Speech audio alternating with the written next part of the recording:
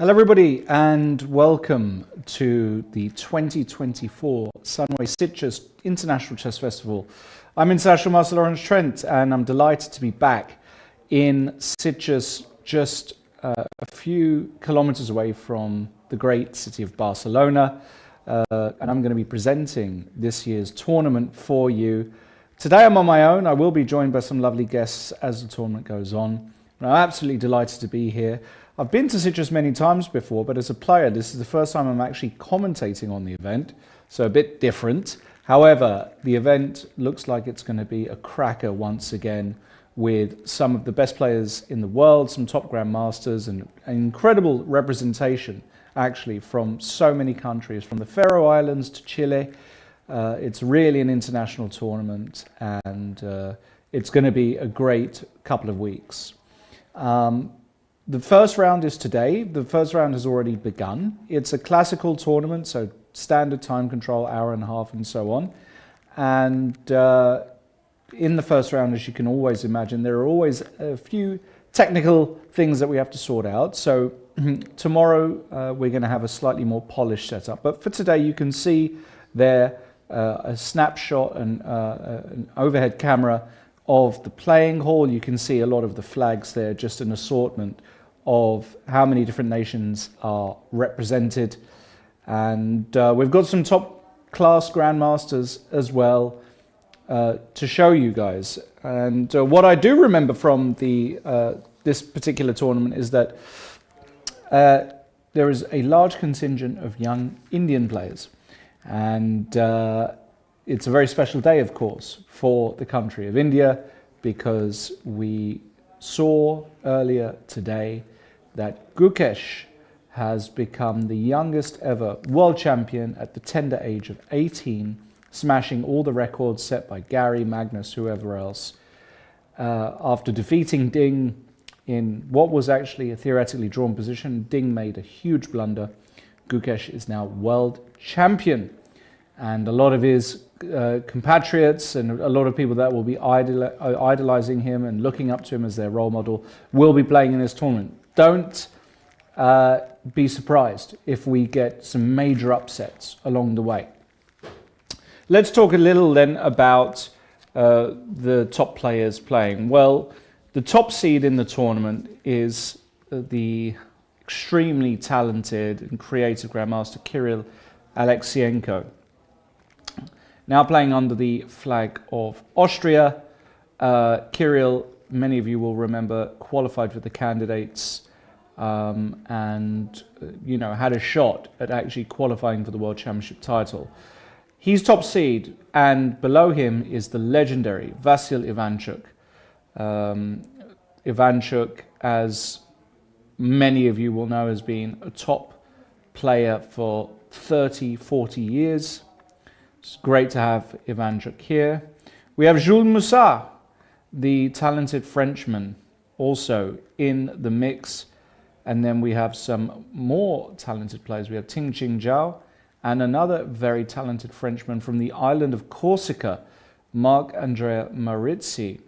Marc-Andrea I met when he was in sort of 2250, 2300 strength, or was already extremely strong. Played in Corsica a couple of times. Marc-Andrea normally did very well in that tournament. Doesn't surprise me that he's now just shy of 2600.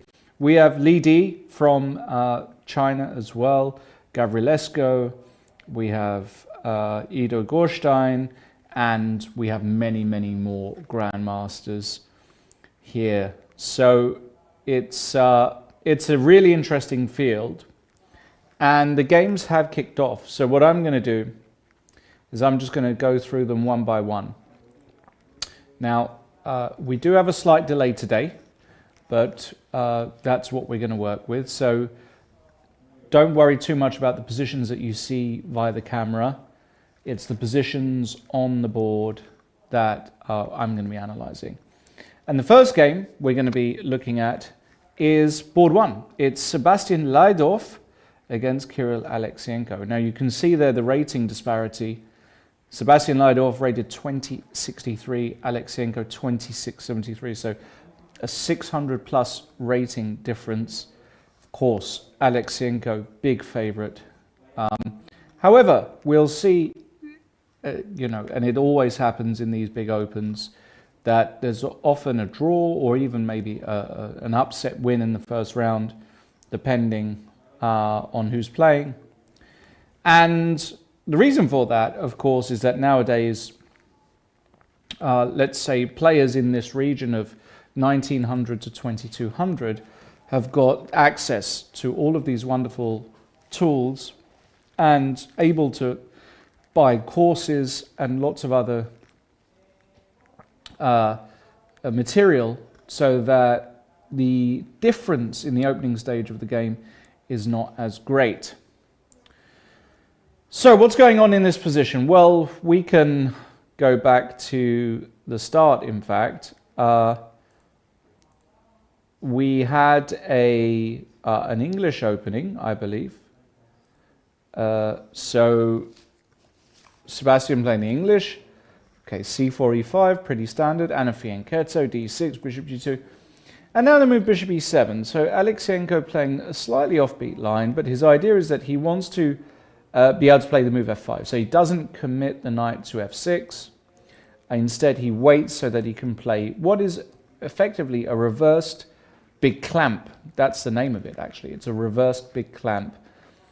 Of course, when you're black against a lower rated player, what you want to do is you want to make things as as unbalanced and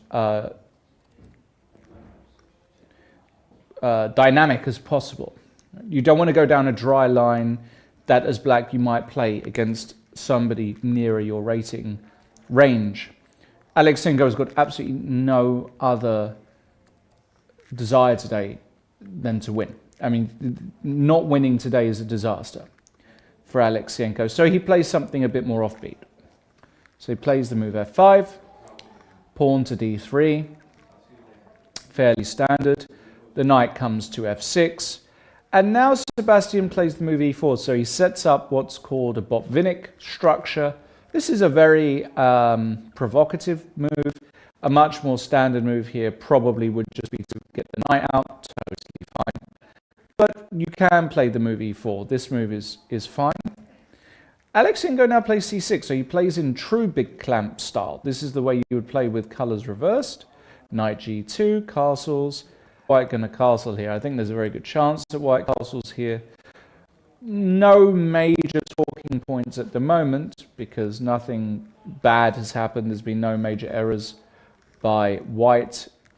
However, I think Alexienko will be quite happy about how the position has developed out of the opening because there's lots of pawn breaks, there's lots of things he can do. So Alexienko going to be very, very happy there. Moving on to board 2. Now, I noticed that there is no Vasil Ivanchuk today. So we're going to go to Jules Moussa. Before we do that, though, before we actually go to Jules Moussa, I do believe we've got a very special guest who's going to help me. And then we're going to get stuck into the games. Don't worry, everybody. We're just at the very beginning, opening stage. So we're not missing out on anything crucial. We'll be right back in just a few minutes when we'll be looking at the games from round 1. So don't go anywhere.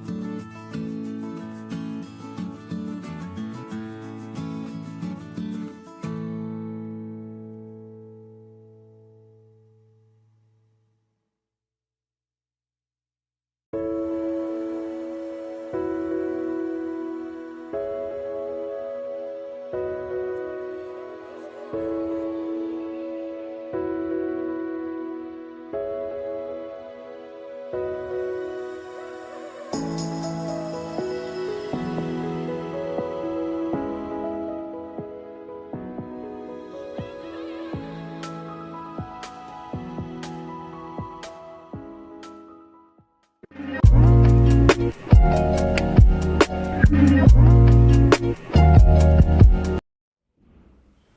everybody and welcome back. I'm delighted to be joined by the one and only Alexander Donchenko, who is not playing the tournament. If he were playing the tournament, he might even be close to top seed. But you're not playing. Alexander, thanks for joining me. Tell us, why aren't you playing? Why are you here? Well, first of all, why I'm not playing. Also, I'm happy to be here, first of all, even though I'm not playing. I just finished playing 2 tournaments in the US where I played several double rounds, and if I played this one, I'd be spending basically 0 days at home and going straight on to New York after that for the World Rapid and Blitz. Okay. So this is kind of a mini vacation for me, just going here and relaxing and not playing for a change. So yeah, that's basically the plan. Okay. Well, yes, the World Rapid and Blitz taking place in New York in just a few days' time. Alexander will be there, as I do believe will Mr. Gukesh, the new world champion, I believe, is going to be going as well. So that should be exciting. Although I think in Rapid and Blitz he's a huge underdog. I don't know about his Rapid and Blitz skills. He is not very renowned for them, but of course he might still do well, since he's just on such a high right now. Right. So.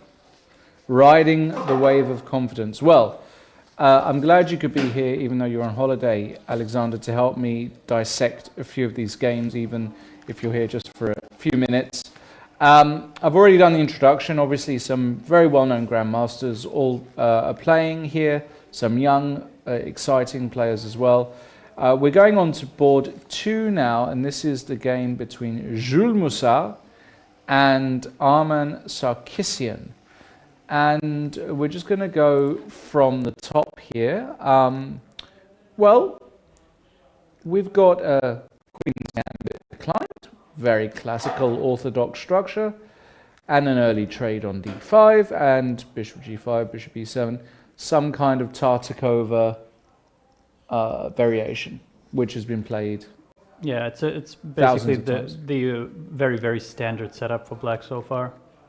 It's actually, you don't see it that much position, maybe because there's some wrinkles earlier on. I don't think black tends to allow this setup for white, where the bishop is on d3, the black bishop on c8 hasn't got a place to go yet.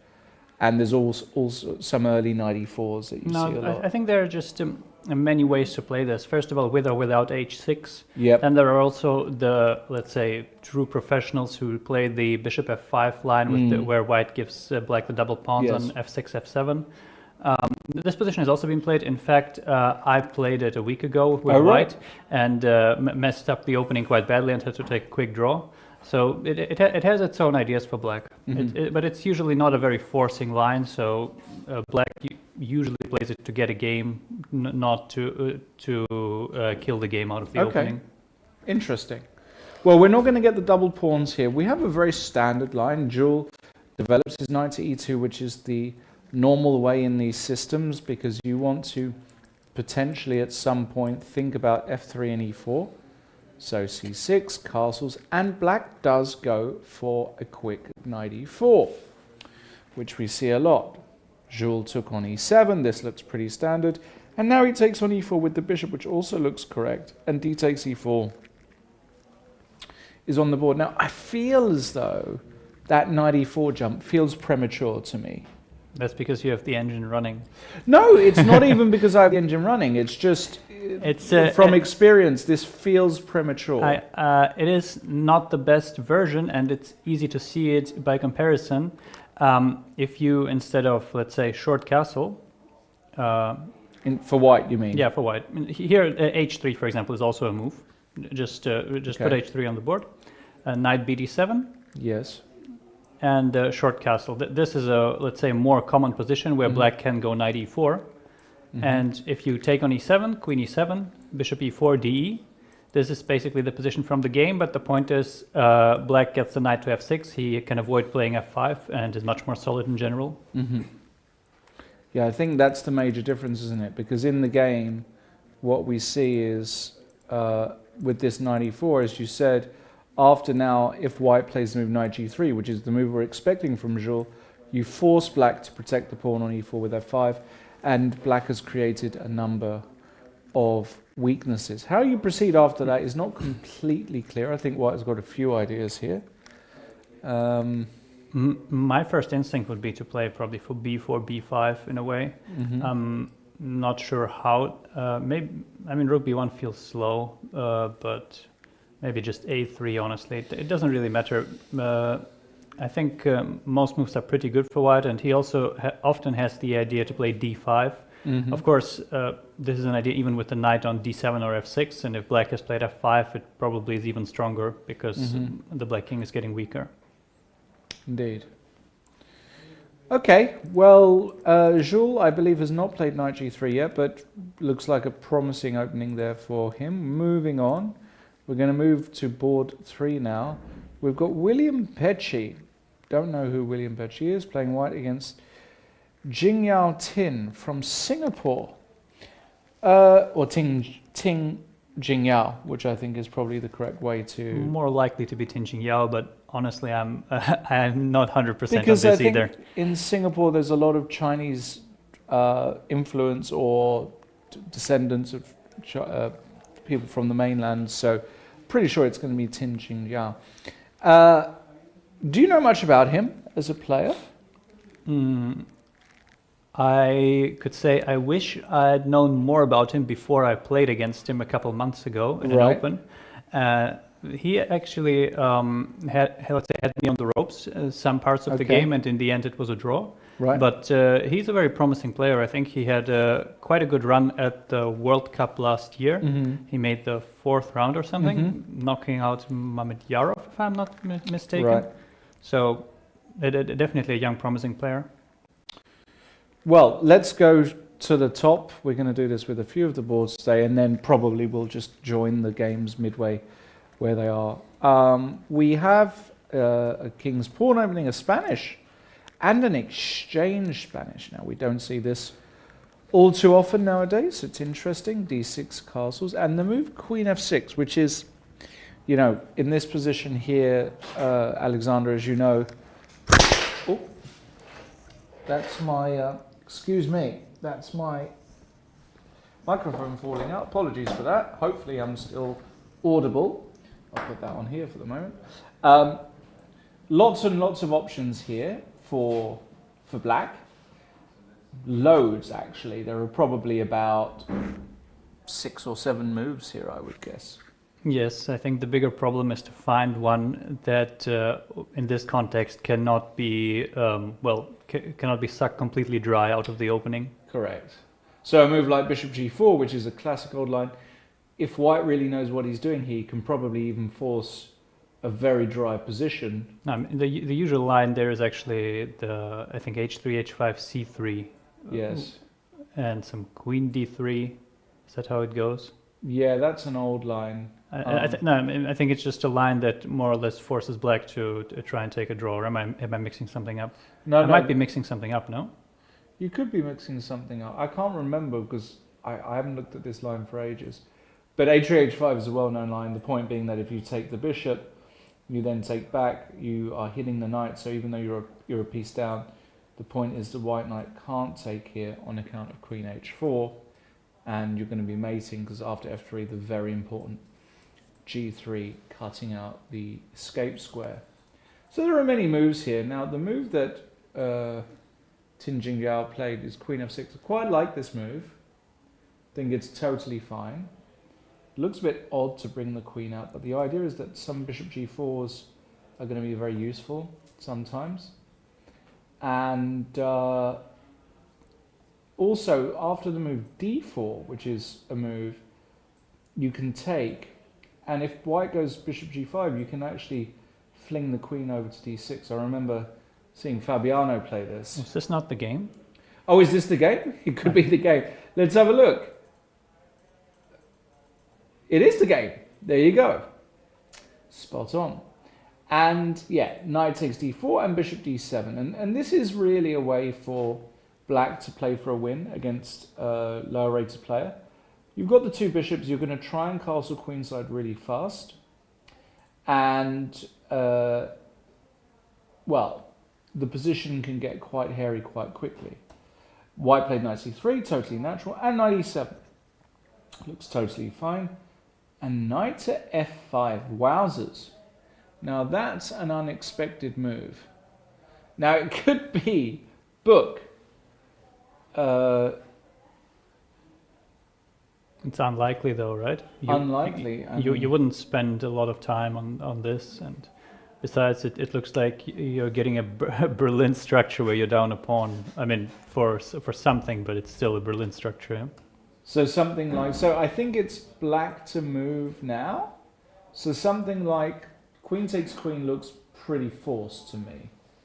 I mean, maybe it's not. Maybe you can play knight takes f5 here, but it feels intuitively correct to trade the queens off.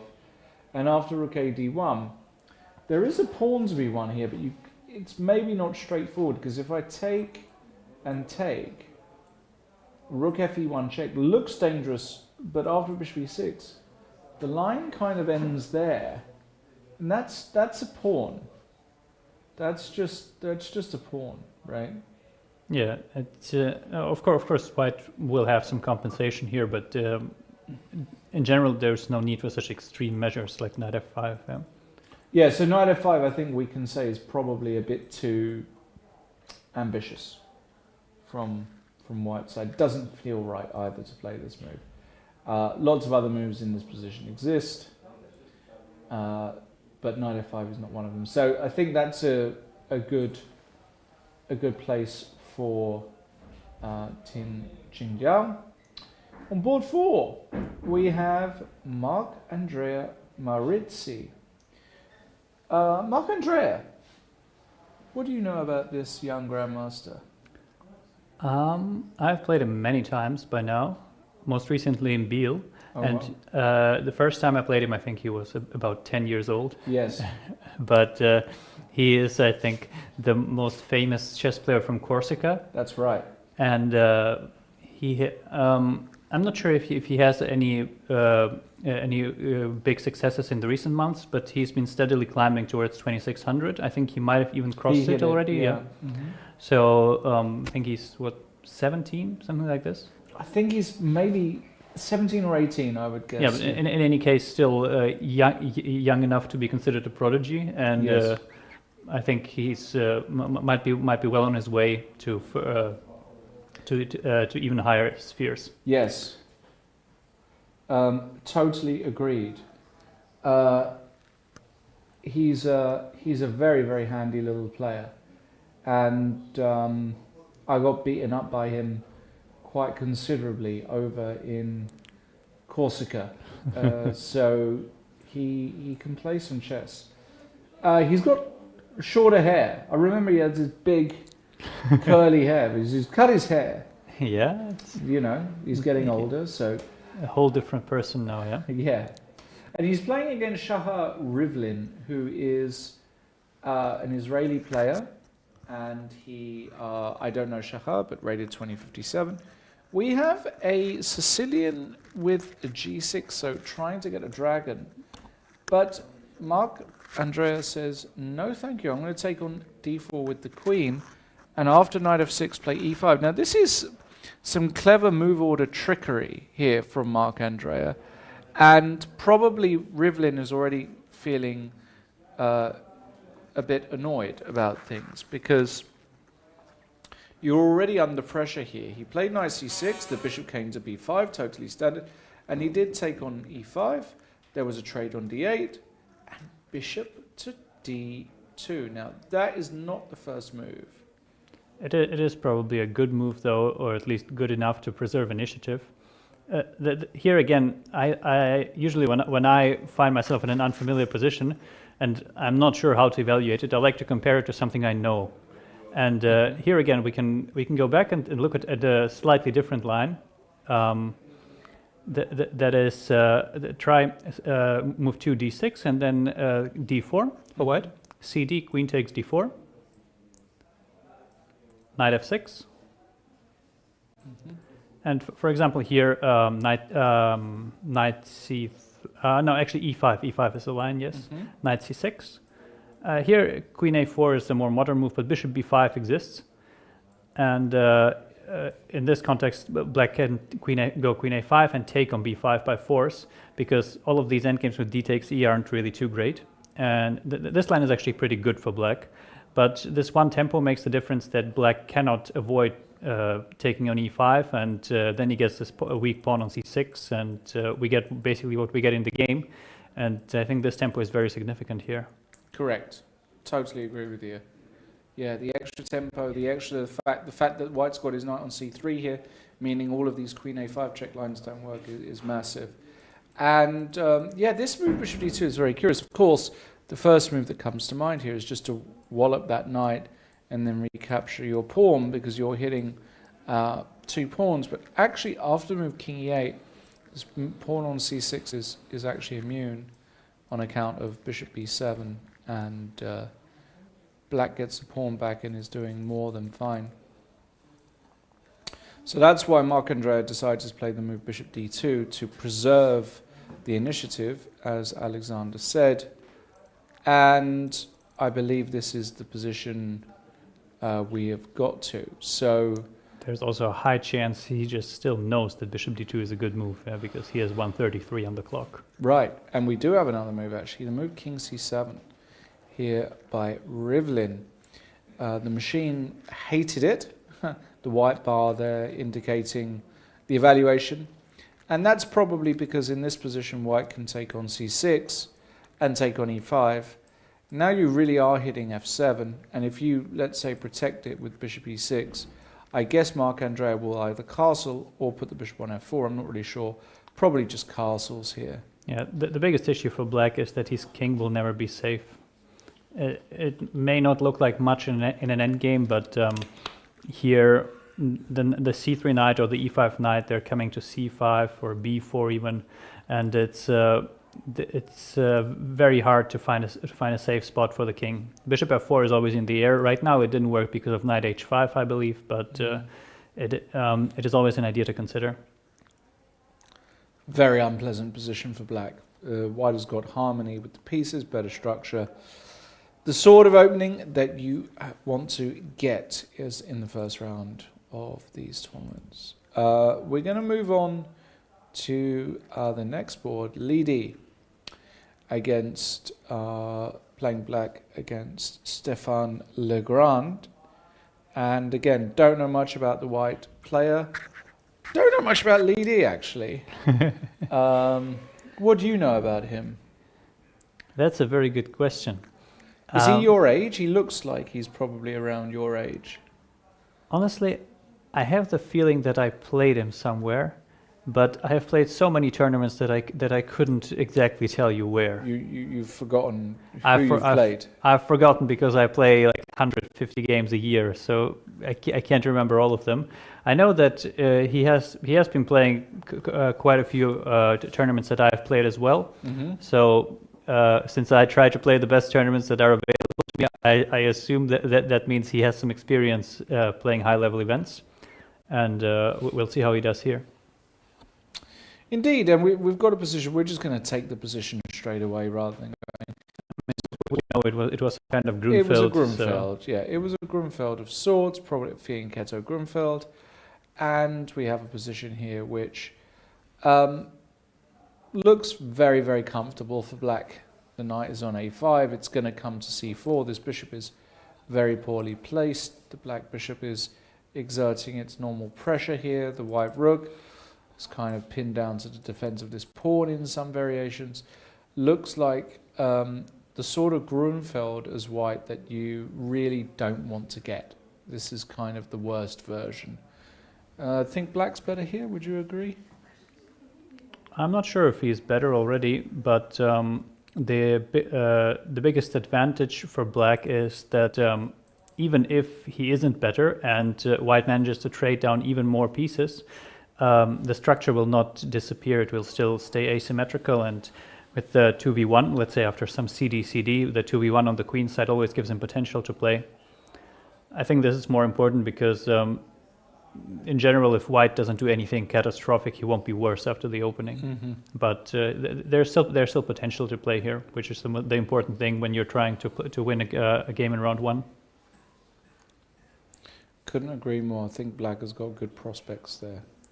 We move on to another grandmaster now that is playing, who I don't know well at all, David Gavrilescu. What do you know about him? I think he's, I'm not sure if very young still applies, but he's around, 18, 19? Right. Mm-hmm. And I generally see him in some European championships, or usually I see him playing higher rated players, and he does very well because he's playing very solidly, not losing a lot of games. Mm-hmm. And I think that's also how he got to, let's say, already a pretty solid grandmaster level. I don't think I've ever played against him, but it's probably only a matter of time. The way he's also rising through the ranks. Indeed, well, we have a position which has resulted from, I have to say, can't see exactly. Don't have the moves here just yet, so we're just going to look at the position. Doesn't really matter. I can tell you the moves. It was a queen d4 Sicilian where white went queen e3. Okay, yes, the old queen e3. This is getting popular. Mickey played that the other day as well, when I was commentating over at the London Chess Classic. Knight d6 just played by Lewis Merkel. Again, Lewis Merkel, I have no idea. Actually, he's German. Maybe you know who he is. I'm sorry. No, I know a lot of people, but it's hard for me to know everyone, especially if they haven't played at the top level yet. So. Yeah. Makes total sense. You only hang out with grandmasters. We get. That sounded way more elitist than it should be. Yeah, how dare you? But I mean, if you see the same people at the same events all the time, then yes. Yes. Well, he's just played the move knight d6, and his position is not too bad as black. It's all right. He's active. He's got some, some points to pressure. For example, after takes, queen takes, is the f4 pawn just a little bit tender here? Looks like it is. I would. It wouldn't bother me so much if I'm better with white here or not, but the position just doesn't have any sort of control. Yes. He played a pawn sacrifice. Gavrilescu. He played this the e5 and knight g5. He played it very quickly, so I assume he still knew that one, that it's a good move.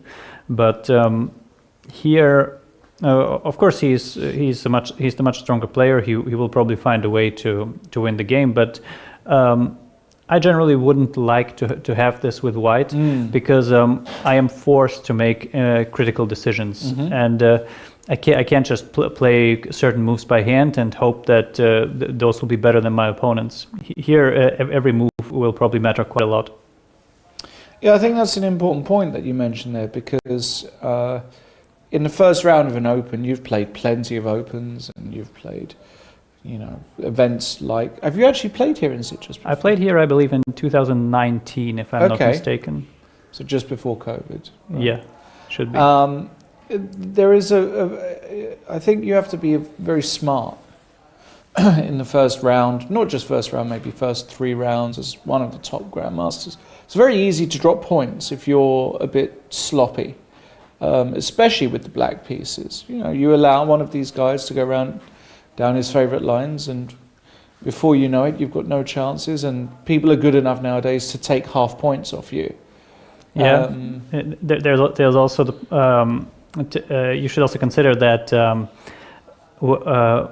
if you are playing the first round of an open, but your opponent might be playing the first grandmaster ever in a classical game, right, or one of the highest rated players he's ever faced. So he will be motivated up to his ears to do his absolute best.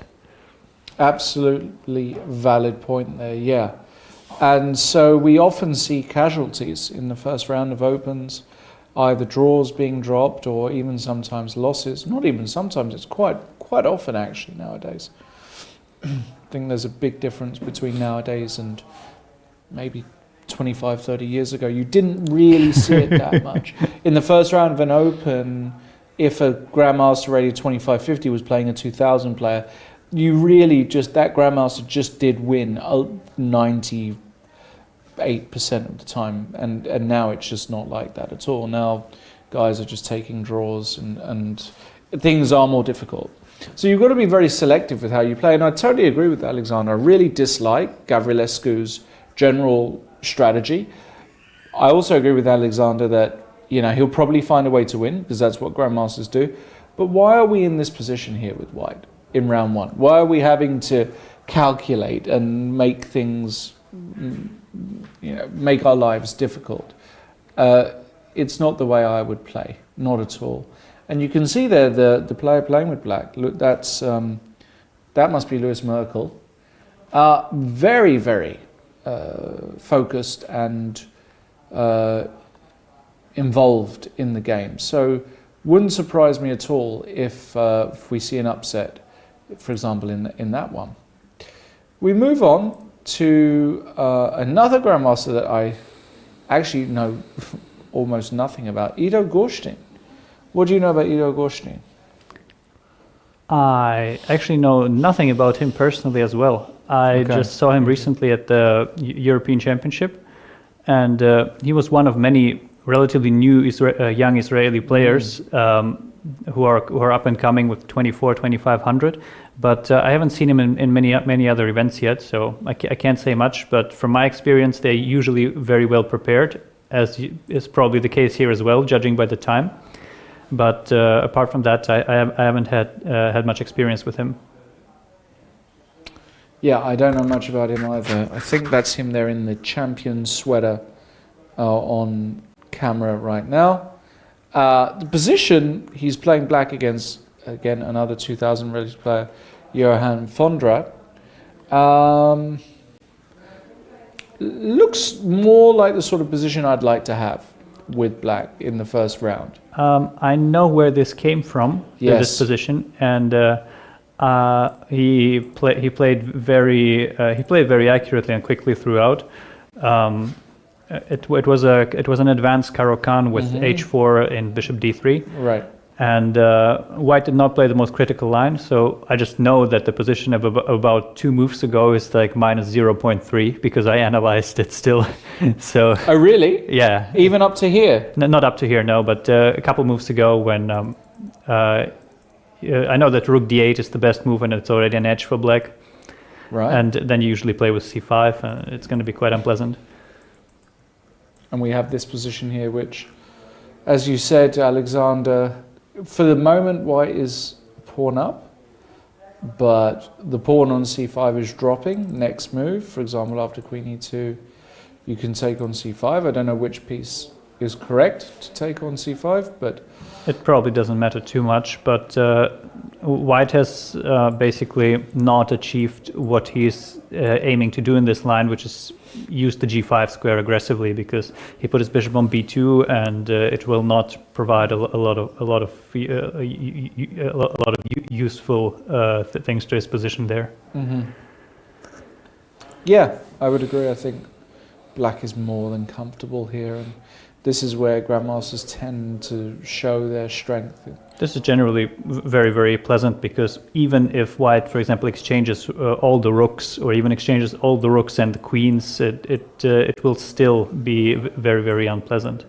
Yeah, for example, even rook takes. Yeah, this is not legal because a2 is hanging, but I'm just trying to illustrate a point here. Of course, White would never do this because a2 is hanging, but what Alexander is saying is that an ending like this is still very unpleasant for White because he's got the fixed pawn on a dark square, which is targetable, and black doesn't really have any legitimate weaknesses.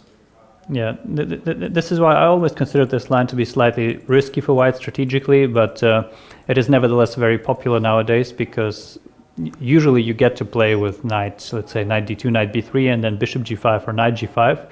And if White trades off the dark square bishops, then he usually just has the space advantage left, which can be an asset usually. Yeah, totally agree. And after that, we have got, and bear with us while we change, obviously we'll get this slightly more tidied up tomorrow. Another Grandmaster I know very little about, so that's 4 in a row. Jagadish Siddharth, representing Indonesia, I believe. Yes, that's Indonesian flag. What do we know about this young Grandmaster? Honestly, I think I'm sorry if I'm mistaken, but he became Grandmaster only recently, as far as I know. I have seen him play a few times, but again, I haven't played against him, and I think he also likes to play the Asian Opens, the UAE and things like this. But I know too little about him to make a qualified judgment here. I have to say I know absolutely nothing about him, and it's a sign you're getting old. I am getting old, Alexander. I'm getting old, and I'm not getting better, which is even worse. I'm getting old and worse. Well, he's a young Grandmaster playing here against Jeet Shah. Jeet Shah, no idea anything about Jeet Shah. He has just taken the pawn on a6, though. We've got a kind of Italian game where... I actually wanted to ask, is this an Italian or was it some really ugly Sicilian? No, it was an Italian. Okay. With this trendy h6 g5, which I myself have played. I played it in a blitz game, though. I might have played this once. Yeah, it's a line that it's not for everybody to play like this. There are just some players with black who just wouldn't do this out of principle because it looks so ugly. There are some ideas. Believe it or not, one of the main ideas is not to go g4. You've got it on tap, but the idea is not to go g4 too quickly. The idea is to be able to fianchetto the bishop and sometimes use the fact that the f4 square is now clamped. But in this game, Jagadish was developed a knight, bishop g7, played a5, and now black's next move surprises me. He goes knight b4. It's a very strange move. I remember I saw the left part of the board when I was passing by after the move knight b4, and just from that, I actually expected the bishop to be on e7, to have this kind of bishop e7 Italian, where I think knight b4 is sometimes a move. Yeah. But here, it doesn't really fit into the concept, I believe, of the knight either going to g6 or, well, maybe staying on e7, I don't know. But in any case, black probably plays on the king's side. Yes. Knight e2, c5, and now you can kick the knight away. Knight here, knight e6. White has managed to get this big space advantage on the queen side thanks to pushing this a pawn up the board, created a number of light squared weaknesses as well. And the truth is that after b takes a6, the position already looks very, very strategically dangerous for black, because if the light squared bishops ever come off the board, I'm just going to say this position just for example, suddenly the square on f5 is a tremendous hole, a big, big hole, and after knight g3, white could already claim that he's probably winning because it's very difficult to stop knight to f5. So b takes a6 looks completely wrong to me. And in fact, in this position here after knight e2, wouldn't surprise me if just playing a6, c3 and knight c6 might be a better way for black. Although even this looks very, very dubious. I think it's just not a working strategic concept to play c5 with g5 play. Yes. There are some Italian or Ruy Lopez lines where you have this e5, d6, c5 structure, and you usually play some kind of bishop e6 or something similar. But here you just have these extra weaknesses on f5 and h5. If black, for example, could go g5 to g6 here, then probably his position would be more or less fine, even though he lost some time with the knight maneuver. But this way he's just always going to be settled with the weaknesses. There's nothing to do about it. Yeah, and A6 has been played. We'll come back to that one, but that looks very, very promising for white. Looks like an Italian gone wrong for black there. Moving on, we're going to have a look now at another grandmaster, believe it or not, I have no idea about, and that is Madi Arimi. Madi Arimi. The name doesn't even sound familiar to me. Does it sound familiar to you? What's his first name? I'm sorry. I guess it's Madi, Madi Ghulam Arimi. Okay, no. I was just making sure because I played against him. Oh, right. And in the Dubai Police Open in May. Right. And he's, well, I can't judge his play here yet, but against me he played very solidly and made quite an easy draw. And I think he in general, played a lot of solid games in that tournament and did quite okay. But I think he's also, well, 20 at most. Probably less, and when I played him, he was still an IM, but I'm happy to see he made his GM title. So, well, we'll also see. But this certainly looks like a fighting position. Yeah, an interesting position. Lots of imbalances on the table. White has got these god awful pawns on C3 and C4, and a weak pawn on A2. Black has got the backwards pawn on D6. White has got the two bishops, black has got some dark square weaknesses. It's not totally straightforward, this position. Like, just if you said to me, you know, is black much better here, I would say I'm absolutely not sure. It's again, this position comes from one of those lines which you play if you want to force an interesting fighting game. Mm-hmm. You don't really care if it's equal or not. You just want to get it out there. And this was this bishop takes c3, e5, this kind of modern style setup. And here, let's see. I mean, strategically, black is doing fine, yeah? But somehow he managed to get the g8 knight to e5, for example, he'd be better. But how does he get the time to do that? Yeah, and what are we actually doing about this pawn on d6? Are we just giving it up? Usually we're just giving it up, yeah? It's similar to King's Indian positions where you just accept this pawn as a goner sooner or later, and you need to put the pieces on the right squares until then.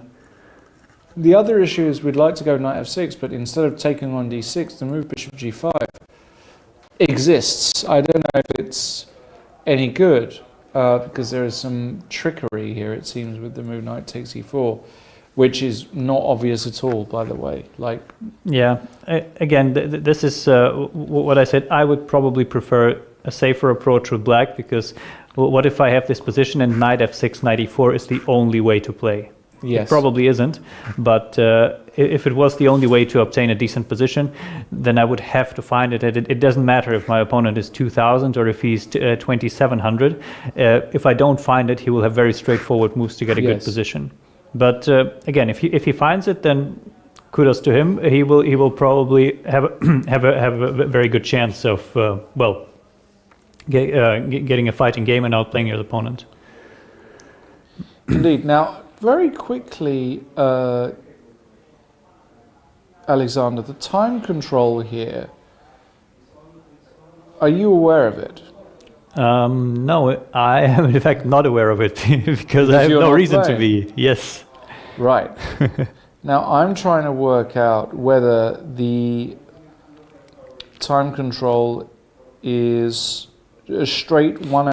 Sure, I don't know. The people play one game a day. I play 2 games a day with the 1.5 for the game time control. So you should be able to manage if you get a second time control. I'm gonna get confirmation. No. No. Oh no, you're right. Yeah. 90 minutes for the first, 40 and 30 minutes with 30 seconds. So the games can go on for many, many hours. Good for you. Which is great for a commentator, of course. Although I don't know exactly how we're going to make that work today. We'll see. in any case, tricky position there. So we've gone through the first 9. Ball 10. You're going to get bored of this story. Sava Vitochin. No idea. Do you know about this, Grandmaster? I know quite a few players more than you do, apparently. Yeah, apparently you do. Because oh wow, okay. At what's it called, Sands Open. At Sands, yes. Yeah, he's already a decent player. He also, I'm not sure how old he is, but he looks like he might be 12. So it's I'm sorry if this is disrespectful or anything, but that was just my impression from Barcelona. But obviously, I'm still a very young player, and I think he might have also made GM after I played against him. So I don't know. As a player, I think he's also more conservative in his approach. He doesn't like to take big risks in general. And I think that this position will also suit him because he is, well, strategically, he has no worries whatsoever, and it's just a matter of can he break through or not. Yes, Pasikangas. Excuse me for the pronunciation. Pasikangas. Probably that's how it's pronounced. It's Finnish, no? Yes, from Finland, who I'm not aware of this player. But as Alexander said, beautiful position here for white, really. At least optically, yeah. With the King's Indian, you never know, because if the knight on d6 is stable and you do not get a direct attack, then well, what is white going to do? Yeah. Can you just input some moves, for example? Yeah, of course. Let's say King h8, Rook dg1, Rook g8, Rook g8, Queen g8, Rook g1, Queen f7. And here you suddenly realize you do not have that much firepower to do any damage here. So, of course, this is not forced, and white can try to keep more pieces on, but Yes. There's no direct way to attack, and it's a pleasant edge. You would always take white here, but it's by no means clear if white has a very effective plan. Agreed. Yeah, it's actually quite solid for black, this position, and as you said, this knight perfectly positioned to keep things stable there came from a King's Indian. Bishop e3, e5, d5 with a5 and g4. This line, which looks... All right. But why does white take on c5 here? Shouldn't white be almost winning after f5? I know that if white has g4 and black plays f5, usually computers scream that it's gonna be terrible for black.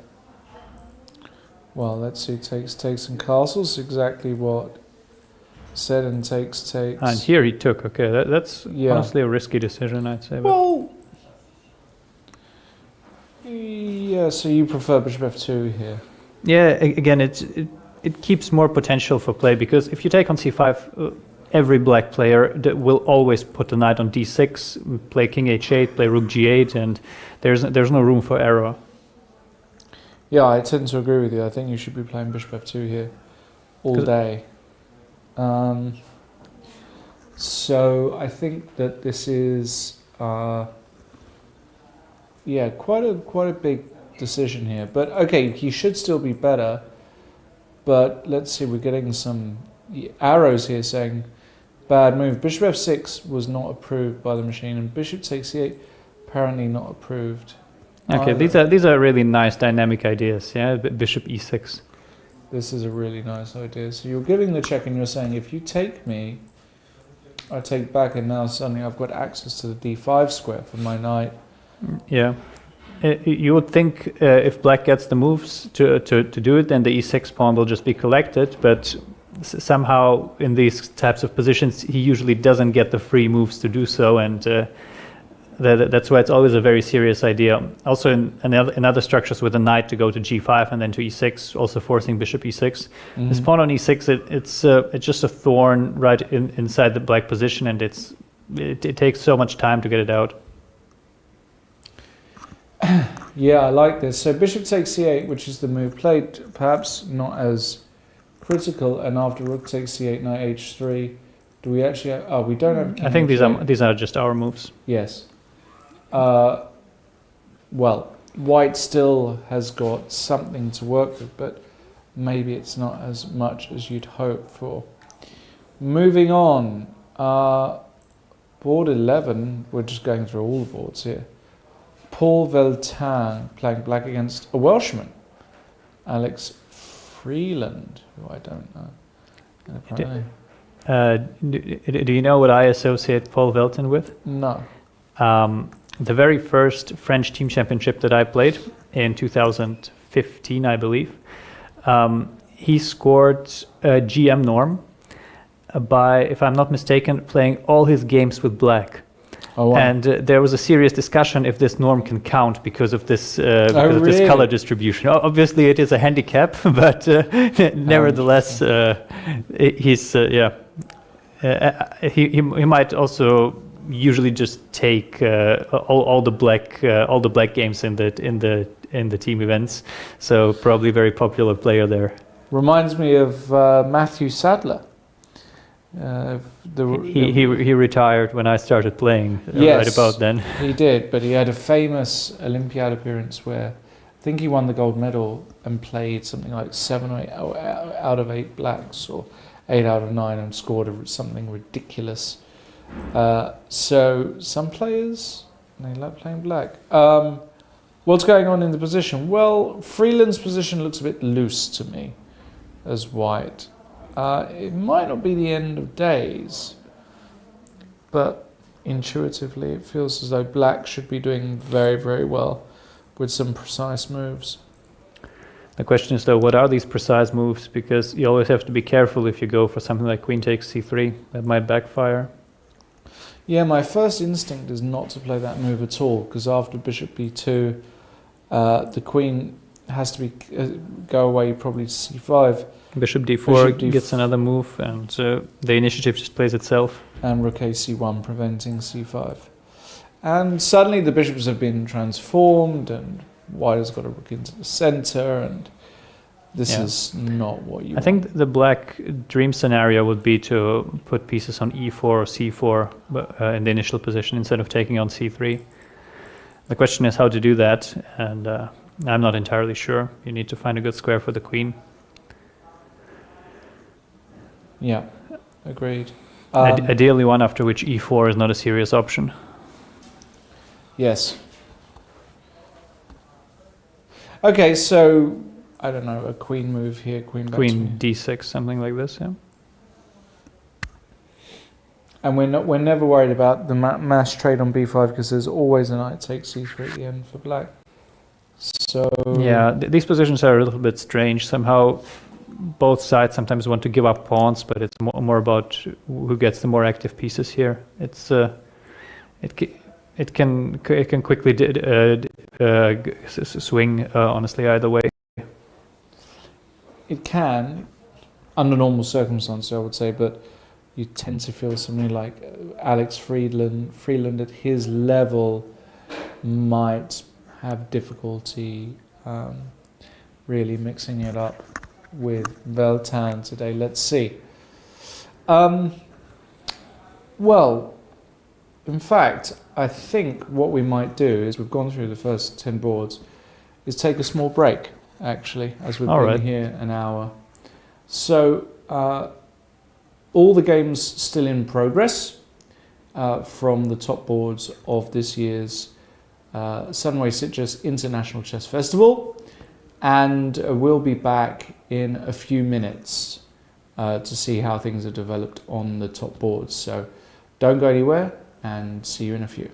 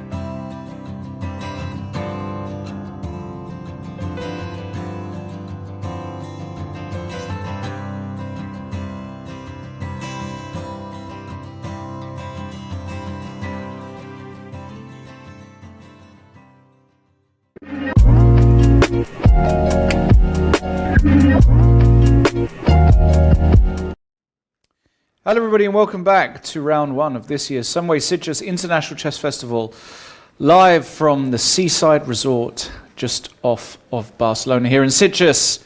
I'm Lawrence Trent. I'm delighted to be joined by Grandmaster Alexander Donchenko once again. This is probably the last segment we have Alexander today, so we'll make the most of his presence.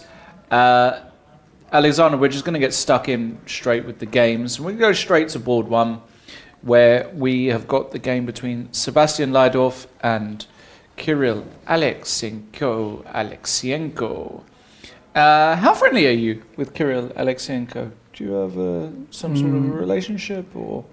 I would say friendship? if we meet at the same tournaments, we greet each other, we talk sometimes, but it's not that we are particularly close. Okay.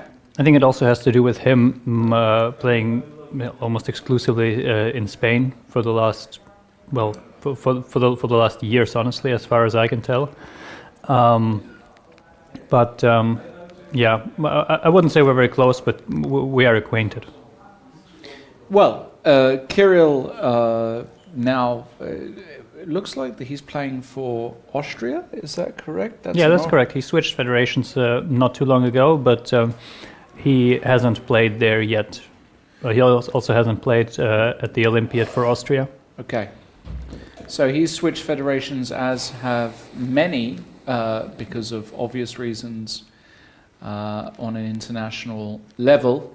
And a lot of these players still want to be able to play and participate in tournaments, and they've had to make these changes. So Kirill playing under the Austrian flag. And he's got this position here after Queen D2 against Sebastian Laidorf.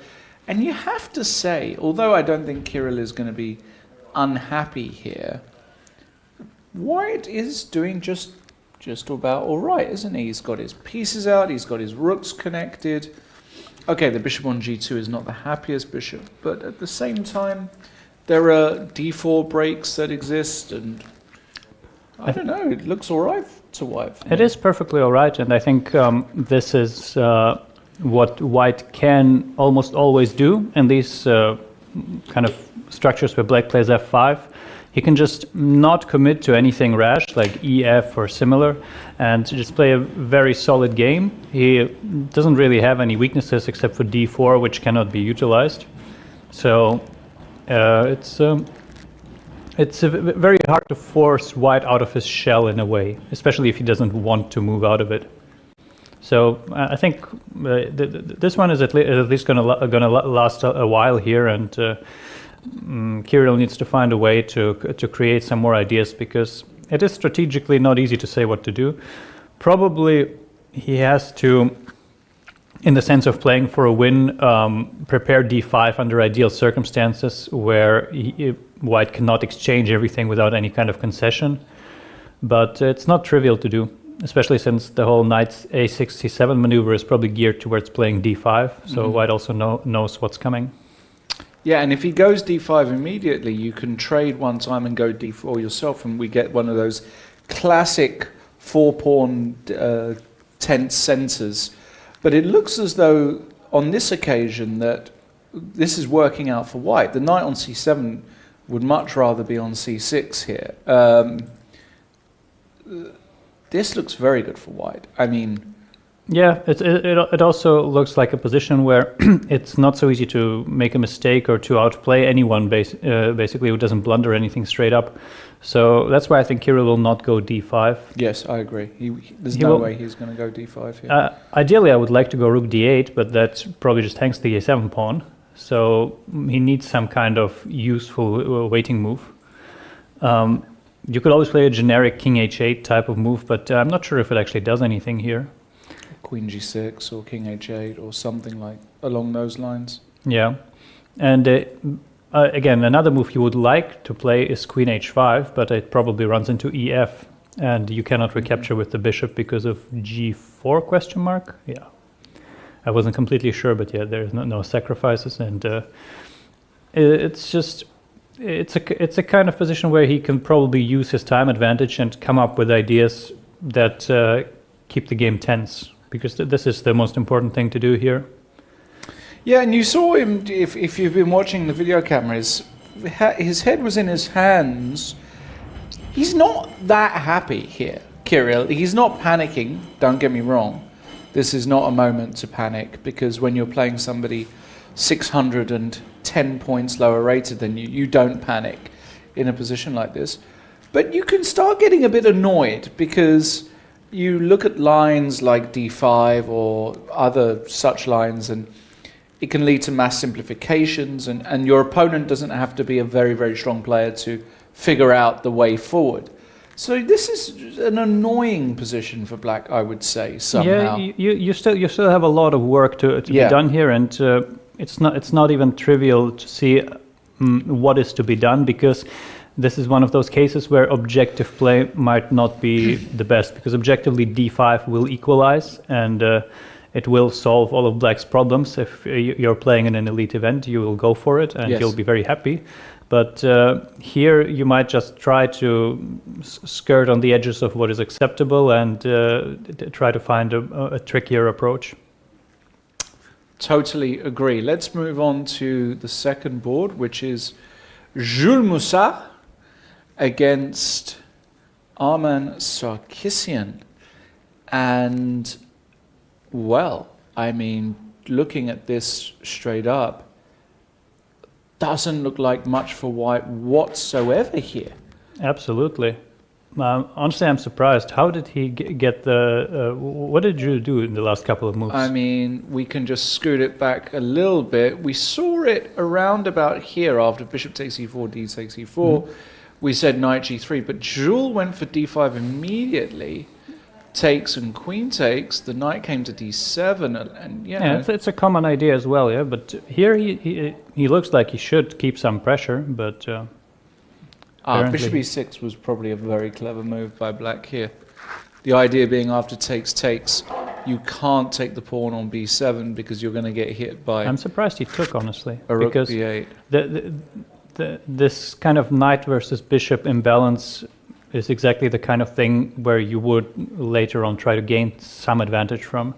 But maybe he had some concrete idea, but I'm honestly not convinced by his play so far. Yeah, not at all. And if we fast forward, there was then a queen trade. a6 is very solid, brings his king in, rook d6, and, well, rook c7 looks good. And now rook a5 by Jules Moussa, looking to target this guy. But look, black is solid here. He's got everything protected.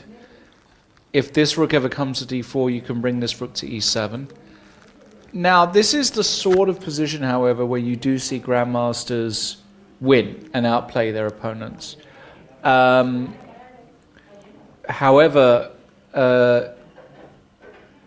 objectively speaking, Arman Sarkisian, rated only 2062, should be very, very happy with what he's got after 23 moves.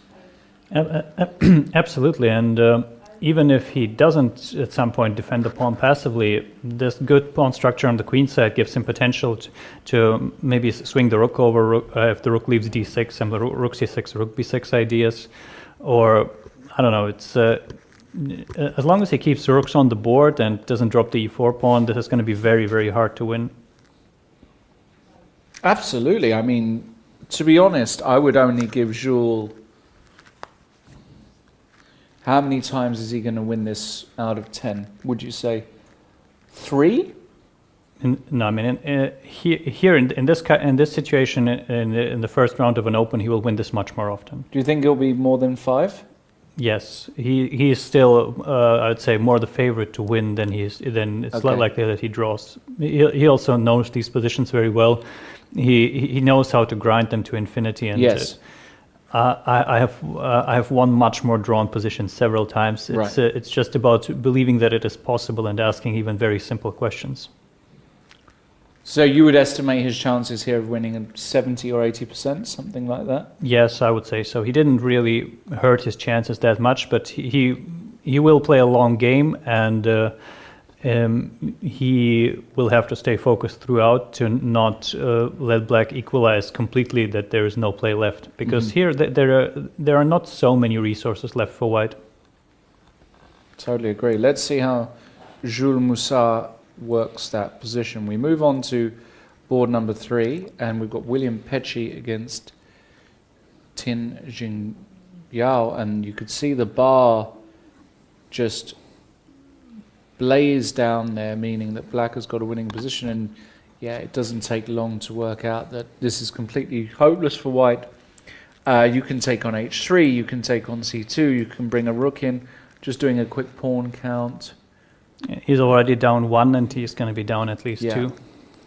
Yeah, this position is not a position you survive against a grandmaster who is 520 rating points higher than you. There's nothing to play for. Yeah, I think this is already in the realm where Tinjing Yao would quite comfortably just beat Stockfish from this position. Yeah. Yeah, there's zero hope for white here. He won't save this game under any circumstances. So that's a bit more of a comprehensive, successful opening there for the top player. And in the game between Marc-Andrea Maritzi and Shachar Rivlin from Israel, the sort of thing that we were discussing before the break, Alexander's happened. The knight has made its way to a4. It's got a little exclamation mark there. It's going to make its way to this gorgeous outpost on c5. The black king is in danger because there's a check here, and then, you know, just to illustrate the sort of things that can happen, suddenly this king gets into a complete mess and all kinds of tactics exist. The move h6 didn't help. It starts to look like black has to play a5, honestly, after knight a4, which is a very sad move to make. Yes. Tough move to make that, because you put the pawn on a dark square, you weaken the b6 square, so you always look. But here I would be, I mean, the move knight c5, actually the move knight c5 just wins straight up, right? I don't know about straight up, but you are likely to, let's say, get a strategically completely dominating position. So, because you can't take on a2 because of b3, and if a4, you can just take with the knight, which is very important, and then work out a way to corral this bishop. So that's, yeah, I think after knight a4, actually, black is, rook he8 looks like a horrible move, by the way, by Rivlin. Sorry, and I'm... Is it though? Because what move are you going to play? Well, maybe not. I mean, you're right, he's threatening knight takes f7, right? That's a cheeky little, just to illustrate that. If black were to play something like this, Marc-Andrea would take on f7 and have the skewer here, which looks very... the fork, which looks very good. So yeah, I think it all went wrong. I think it started to go wrong. King c7, I think, is actually a major blunder here by black, and starts to lead to all these issues. And, well, Marc-Andrea Maritzi is just going to win this position with white. He's also up a comfortable hour on the clock. So yeah, that one is very, very clear. Li Di. We were very happy with his opening. That much I do remember. And it looks as though things have not gotten much better for white. He's won a pawn on c5, but these pawns are very weak. On the other hand, he does have some knight b3. So it's not, absolutely not a given that black wins back the pawn for free. If he does, of course, he can claim some advantage, but this is actually, let's say, more... And after knight c4? After knight c4, I will probably play some move like rook d1. I'm just trying to take off as much as possible. Yeah.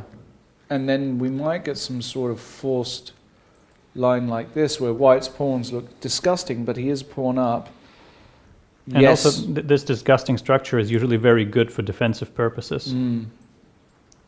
Something like this. Black can win his pawn back, but a load of material has been taken off. And once the rook gets to the 7th, you're never losing this as white, really, if you don't make a complete mess of it. I mean, this just ends up being one of those very clear sort of drawn rook and pawn endings where you could get something like this, but this is about as straight up a draw as absolutely you could get. And that's why black will need to come up with something. I'm not even sure if knight b3 is the only move, but Yeah, because it doesn't need to be played. The rook c5 isn't a threat at the moment because of knight e6. Mm-hmm. So you could also just try to play some kind of improving move. But this will, of course... Such as rook b4, which is a brilliant move, actually. I mean, rook b4 isn't very straightforward, but if it works, it works, yeah? It looks brilliant because it prevents knight c4, at least after knight c4, bishop takes d5, and then you have to calculate after knight takes e3. Probably you can take on b7 there, actually. You know, just to illustrate, this doesn't work because of tactics. You lose an exchange at the best. And actually, after rook b4, things can get a little out of hand here if you're black, because suddenly you have to find a way to proceed and stabilize, and that is not clear to me at all, what you should be doing here as black. That is not clear to me whatsoever. That's true, yeah, because even the best thing that black can hope for is to probably eventually take the bishops off on g2 and then somehow regroup to attack the c5 pawn. It's unlikely he will just win it without any concessions whatsoever. And it's such a comfortable position for white to play that I think here there might be at least half a point on the table, honestly.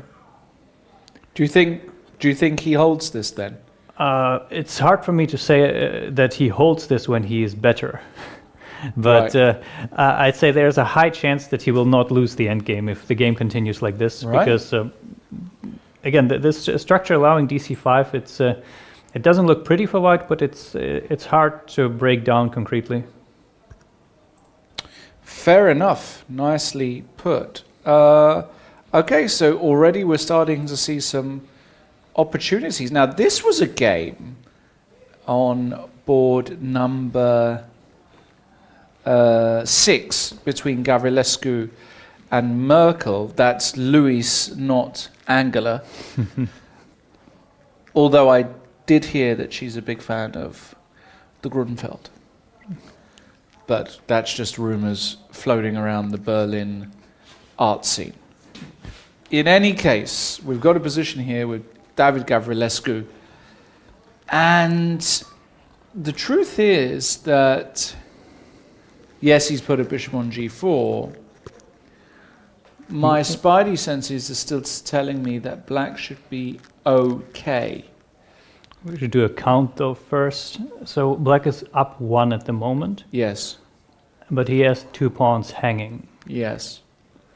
And those are both quite sensitive to being taken. So it's probably not a position where he has a large choice. Probably queen d6, rook e1? Knight e5. 5. Takes d6, takes e6, so that doesn't work. Let's put that on the board. So queen d6, rook e1, and if we try knight e5, that loses to takes, and takes with the bishop fork. I mean, black has to find a way to trade something for giving back the pawn.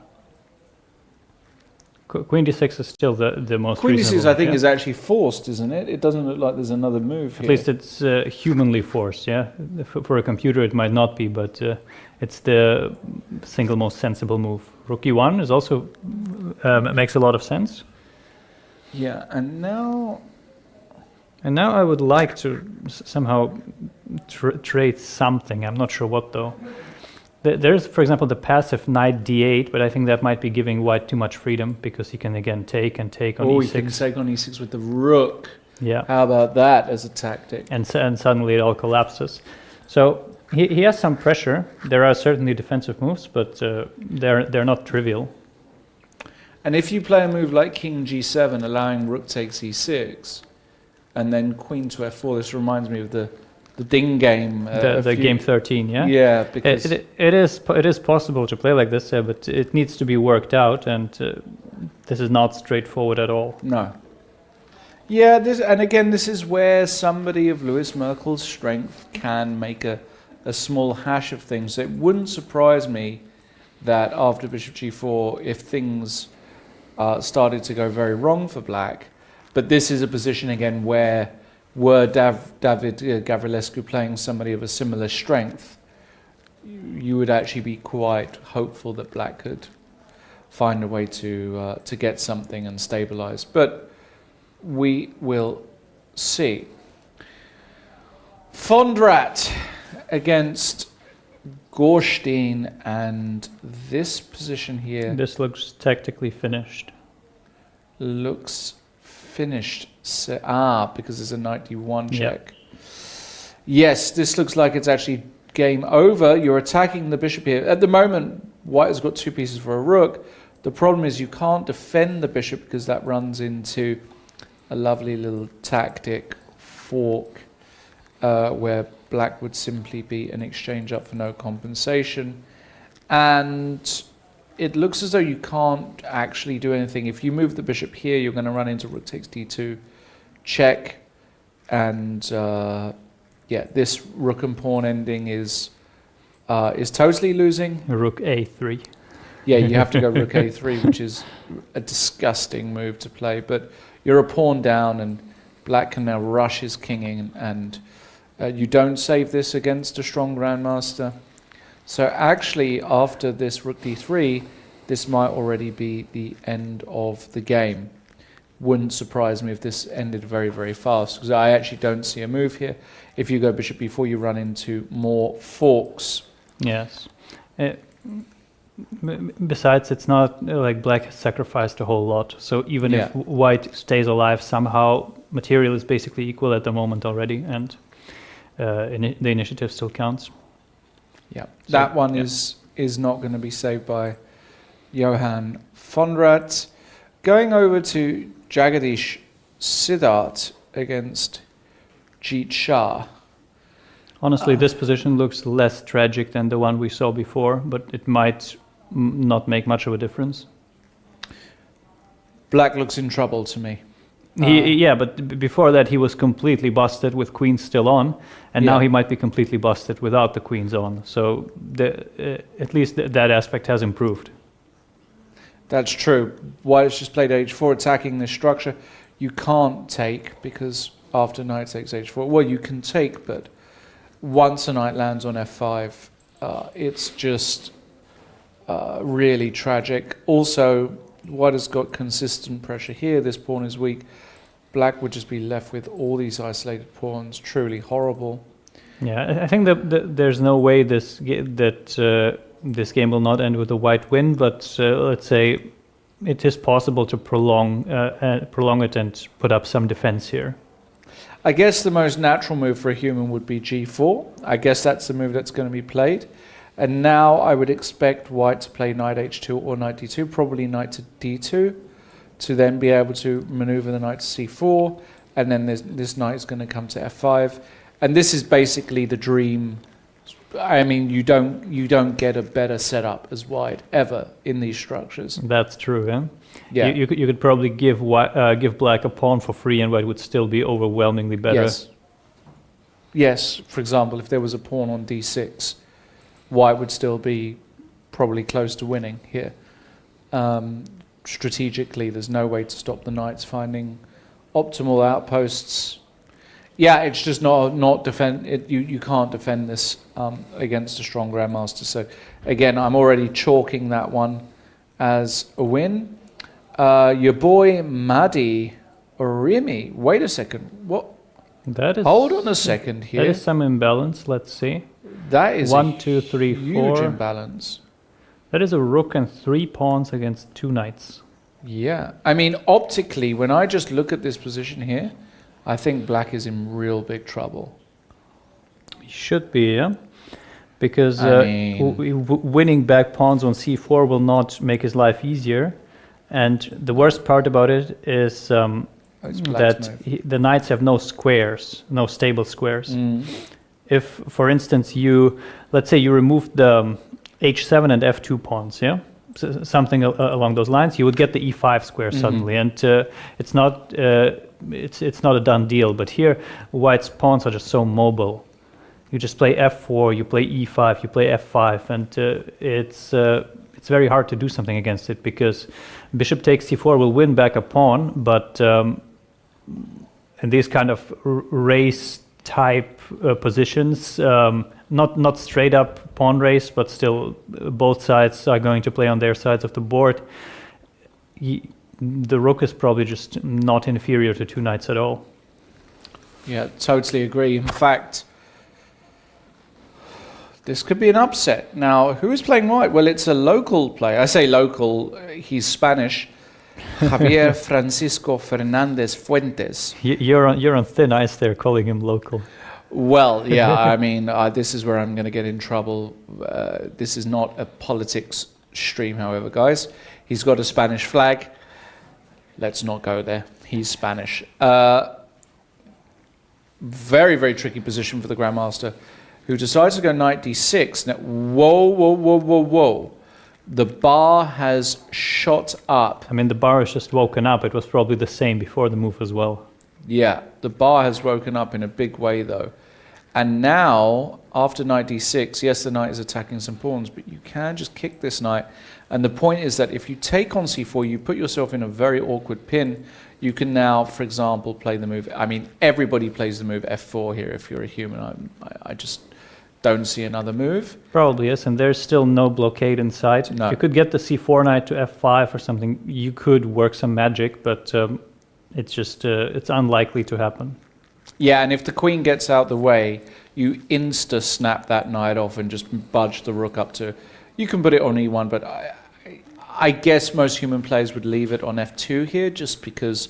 I would probably not take the knight to begin with. Oh, really? Interesting. The knight, is, if you cover e3, some way it doesn't do much, yeah? You've got some weird... What, you want to go queen d3? Why not, yeah? Just go queen d3. The knight on c4 isn't going anywhere. You can prepare to push the pawns. Because I think the bishop on e2 is generally stronger than the knight. Mm-hmm. Yeah. But it's not a position where you need to play a single move. Yeah, that's also an advantage. Mm-hmm. No, this looks very bad. This of all the games so far, this looks like the one with the biggest upset opportunity. Now, of course, just because white might be winning does not mean he will win, because that's not how chess works at the top levels. I would also like to ask a practical question. He played f4, I believe, which is, I like this move a lot. Yeah, it's a similar idea, yeah. He just doesn't need to kick the knight as yet. I wanted to ask, yes, since you are the one familiar with the rules, is black allowed to offer a draw here? That's a good question. I don't know if there's a 30-move rule. Because if I was playing black here, and I could at least create a semblance of counterplay. Yes. But even though I'm still lost, I would at least consider offering a draw just to test the waters. Because if the guy doesn't take it, he doesn't take it. Yeah, then I have to fight to survive. But just looking up the rules here, no draws may be agreed without the consent of the referee until 30 moves have been played. All right, that's a long way off. Yeah. Yeah, we're only on move 21, and the position could be totally toast for black. Wow, this is just not a great spot for the Grandmaster Mady Orimi. Now, again, it's one of those typical games in many ways where you try something a bit more imbalanced, you try something a bit more risky, but you're playing guys that can play serious chess. And now, again, it sounds like we're writing black off here. We're not. Black could still win this game. Grandmasters have won this position a million times before against somebody 500 points lower rated. But objectively speaking, the position looks very, very bad for black, because these pawns, it's just very difficult to stop. You start with the F pawn, of course, and you just roll these guys up the board. It's very bad news. And you can see on the face there of Mady Orimi, he's staring down his opponent. He's trying not to look too nervous. He's trying to show a bit of confidence. But he knows that this position is bad and very, very bad. So I think that's definitely a possible upset. And going to board 10, wow, we've got this game between Vetochin and we've got Johanna Pasikangas asked this player how to pronounce that last name. I'm sorry, because it's a Finnish last name. And I don't. Do you know any Finnish? No, but as far as I'm aware, you just pronounce every letter as it's written in Finnish. Pasikangas. Yeah. Pasikangas. Can't be too wrong, yeah? Yeah, nulla Pasikangas. That's how the Finns sound. All right. Well, the position is as follows, and it's kind of, again, it's one of those positions where you expect an experienced grandmaster to find a way through. Yeah, but there's no guarantee at all that there is one. There's no guarantee. Yeah. It's also a very slow developing game. Yeah. There won't be any pawn breaks in the foreseeable future, and we'll see. It's about maneuvering for white to somehow attack on the king side, and for black to set up a defensive position there. Correct. Yeah, this is. You can kick the queen with h6, but the queen can come up and... Yeah, the computer says h6 is a good move, but it wouldn't be obvious to me why h6 is a good move. Because does black want to play h6 if I play a neutral move? Maybe he does, but on the other hand, it also gives him one more pawn to defend. Mm-hmm. What do you think? What do you think? I think he will break through. There's still too much left on the board. Yeah. Yeah. If it comes to it, he can regroup the c3 knight to d3. That would probably be one of his best ideas. And then again, there's enough potential for to outplay someone, and he has more time. He is. I think he's just going about this very patiently. Yeah. Tend to agree with you there as well. I think white will find a way, but wouldn't surprise me if not. Let's go back to board one, because we were saying before, it was getting a bit tricky for Alexienko. And he did find kind of a passing move, a6, trying to keep his options open. Yeah. And white said, okay, well, if you go a6, I'm going to take the chance to go d4. But I think this is what Alexienko wanted, because there was a trade on e4. And now he took back with the knight, which I think is probably quite a decent recapture. Because I think after f takes e4, knight g4, in some lines can be annoying. Yeah, besides, your e2 knight has to have some prospects. Even without the knight g4, a problem there. Indeed. So, knight e4, I think, is absolutely the correct move. And, well, position looks all right for white still. Yeah, it's just hard for black because it is not strictly speaking symmetrical, but both sides have kind of the same ideas mirrored, and in this case, unless you're just up several moves with your own plans, it's hard to imbalance a position and keep it objectively okay at the same time. And I think this is what Alexienko will try to do here, because there is some potential here. He will take on e4, I assume.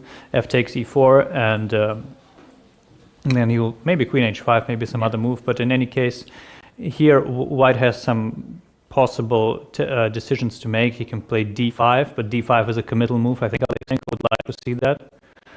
And if not, then black will eventually be ready to play ed4.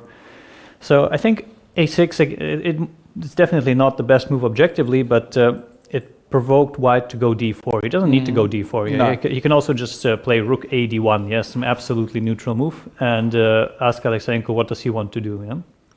Yeah? But you should give your opponent a chance to do something, and he'll create problems for himself here. Yeah, and that's exactly what Alexienko is trying to do. Objectively, this is still perfectly fine. Yeah, if white goes d5 after what we said, knight e4, f4, queen h5, computer says he's slightly better. Yeah, but it doesn't really matter for this practical game. If it's plus 0-20 or 0-0, what matters is that black has several more ideas to keep the position interesting now. All right, so still some life here for Alexenko. Let's go to this Musar game. Has Musar found... Wait, I love rook e5 by black, by the way. Black found this move, rook e5. I really like this move. This looks like a super flexible, good move. And Jules is actually offering the rook trade after rook c4, which is... I understand why he's doing it. The idea is that if there's a trade, you have to be a bit careful here as black. King e7 immediately drops the house to rook b6, and suddenly you're losing. And in this position here, the rook on e5 now is slightly more uncomfortable. However, I think, a really strong player would play rook e6 here. Yeah, but... It's impossible to play, though, I think, as a lower-rated player. Probably. I'm not sure if many higher-rated players would play this move, because you have to realize that this is, first of all, that the knight endgame is completely okay, and secondly that you do not have another adequate response that doesn't leave you very passive. Mm-hmm. So what would you do in this position as black? If I don't play rook e6 here, I wouldn't take on c4. Oh, you wouldn't take on c4. I mean, rook c4. If I play rook c4, I would also play rook e6, I think. But if not, then I would just consider playing rook c e7 and just going passive. If I don't see anything after rook c4, bc. Hold on a second. There is movement there. In the Musar, they are signing the score sheets. Now, we are a few moves behind. And Jules does not look upset. So, I think he's won. That is very much possible. But I don't know how. Now, we're going to get those moves through at some point. Okay, play the move rook d7. Does it blunder something? Or does it blunder everything? It probably blunders everything, yeah.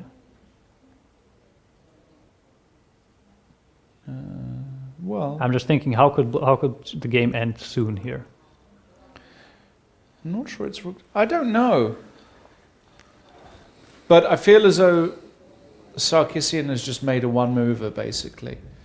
Jules looked far too happy for that just to be a draw. No, I mean, he would also not offer a draw here unless he feels there's a serious risk of losing. Yeah, no, this has been won. So we'll keep an eye on that one to see what happened. As I say, we've got a number of minutes delay. So we're going to have to wait that one out. Lidi, well, we didn't get what was expected. He found rook b4, by the way. Wow, okay, that's very nice. Yeah, I mean, it's not an easy move. He found rook b4 and rook d7, and now it's on white, and we have this position here. I mean, I think he's going to play the move knight b3 here. This is the human move. And Lidi is not going to trade on b3 for obvious reasons. Trading is actually probably close to losing, because then you fix the white pawns and you're just a pawn down, and the rook can come here and you can put the pawn on b4. And I think he might play a non-move instead of knight b3. A non-move? Yeah, like what? h4, king f3, something like this. Yeah. Yeah. No, but c5 is hanging, yeah? c5 is now hanging because the rook's on d7, right. So yeah, then knight b3 is quite likely. Yeah, I think the move rook a4 is very unlikely. Looks far. I wouldn't say so. I mean, if you understand that with you can just trade everything and keep the bishops, then you can play it. But yeah, we'll have to see about that. Mm-hmm. Okay. So.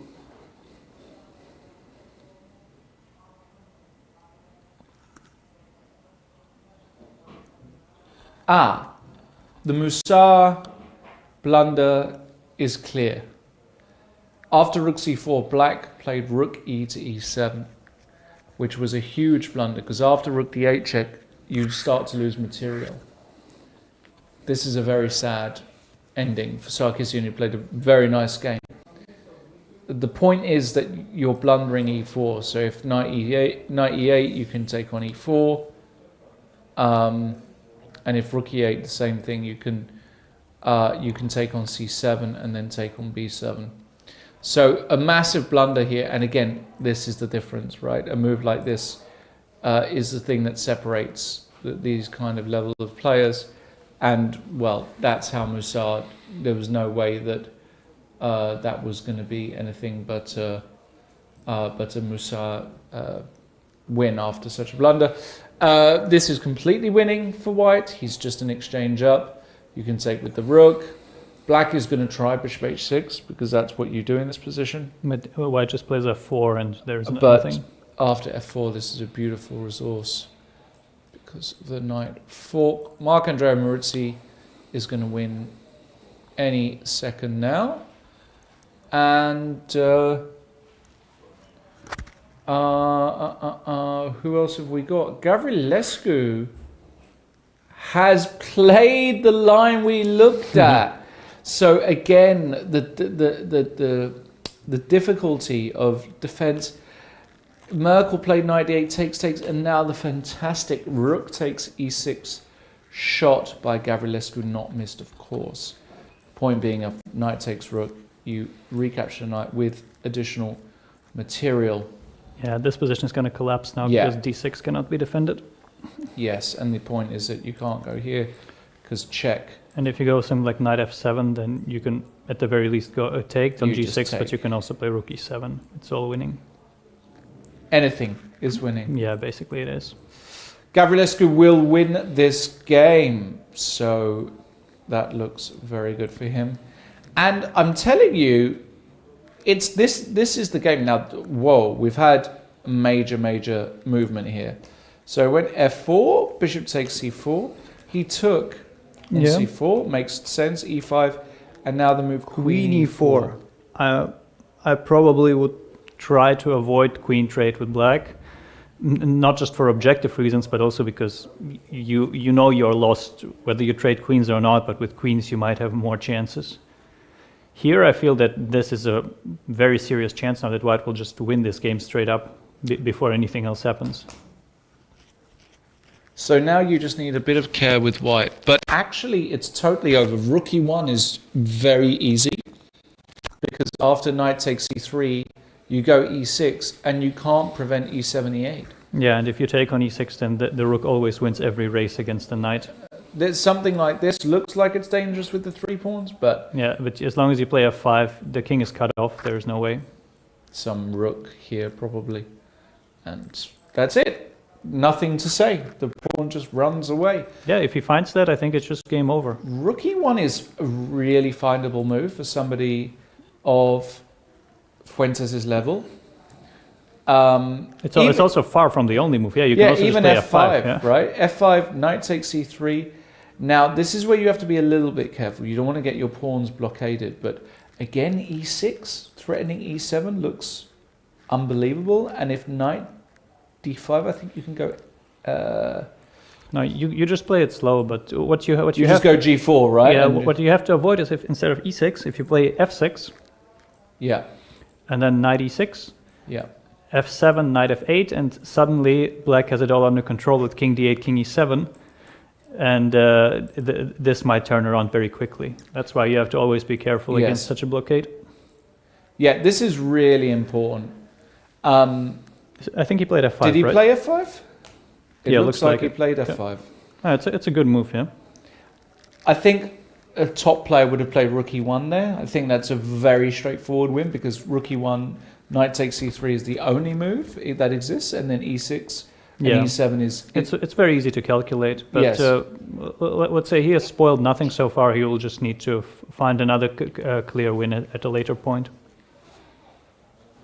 There's a good chance that actually black plays the move king d7 here, rather than taking on c3, just trying to get the king closer. How often does black win this position? With what time control? Right now, 41 minutes against 23 minutes. I mean, ideally, I would say 0 times out of 10, yeah? But that's, that's really... I reckon black wins this 3 times out of 10. No. Yeah. These knights are tricky, guys. King d7, already I can start to see white going wrong. I don't know. I still think this is well. There should be no way, in my opinion. But okay, we'll see. We'll see. All right, well, let's do this, Alexander. I know you've got to go, so thank you so much for joining us. We're going to take another quick break now, and then we're going to come back for the end of the first time control for this round. So don't go anywhere. We'll be back in a few minutes. Thanks again, Alexander, for joining us. Thank you, and let's see. Maybe I'll be back tomorrow or the day after if you still want to have me. Absolutely, we'd love to have you. Don't go anywhere. Are we going to get a big upset? Looks like of the top 10 boards, this is the one. Is Fernandez Fuentes going to beat Orimi? We'll see in a few minutes. Don't go anywhere.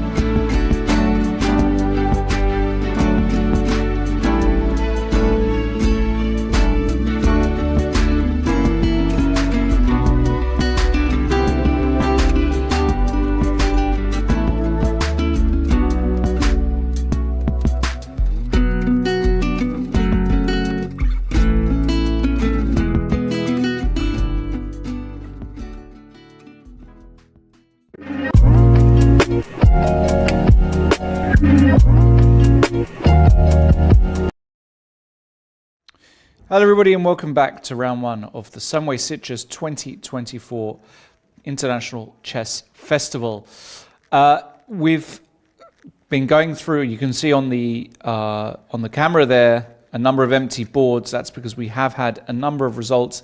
So far as expected, some of the games have finished. We've seen Jules Moussa win on board 2. We've seen a win by Marc-André Marizzi. We expected that. Gavrilescu has finished, and a number of the other top players have also won. Paul Velta on board 11 has won, for example, as has Josep Martinez on board 14. So far, all the games going to plan according to ratings, but there are still a number of games and potential upsets in the works.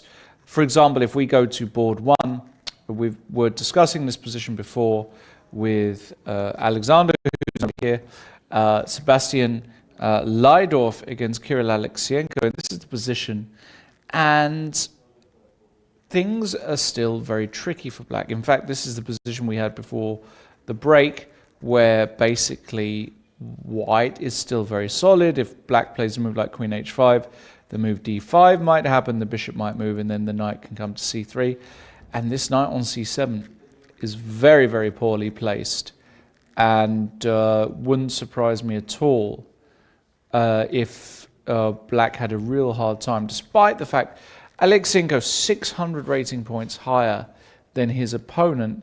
This is by no means a walk in the park. So some serious work still to do for Kirill Alexienko. The game we have to go to, though, in my opinion, is the game between Fuentes and Orimi. This is the game that has got the greatest likelihood of an upset.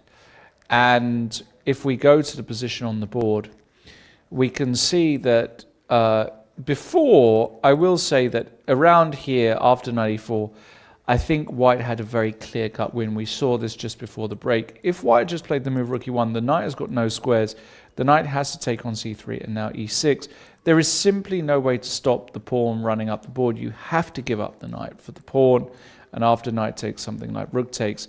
This is a very, very easy winning position because the white pawn can just run up. White did not play that. He played the move f5, which is still objectively a winning move. But now the black king at least can come in to try and rescue. White now played rook e1, which is a bit of a mistake. He should have put the rook on f3 here to protect the pawn and still help the pawns advance. So rook e1 now is a slight inaccuracy. And after knight takes c3, he played g4. Now, don't get me wrong, this position still looks very, very tough for black. But you feel as though that with the black king now in the mix, for example, if the king comes to e8, is this so straightforward? I don't think it is. You can still go e6, and if knight c6, go f6. It still looks dreadful for black, but after knight d5, g5, and let's say the knight comes to d4, the knights at least are dancing around. Now the move knight f3 check is in the air. So I'm not at all sure that this position here is going to be won by white. It got tricky all of a sudden. And, well, it would be a major upset, of course, if white did win. But my spidey senses are telling me that the Grandmaster is not going to lose this position. That's my guess. Whether he wins it or not, I don't know. But I've got a feeling that black just doesn't lose here. And in fact, I think Orimi is going to be quite... I think he's going to feel like he should try and win this, because if he can stabilize somehow and get the knights coordinated, this position here is definitely winnable for black. So that was a massive potential for an upset, but we're not going to get that. Well, we might still get it, I should say, but not completely clear.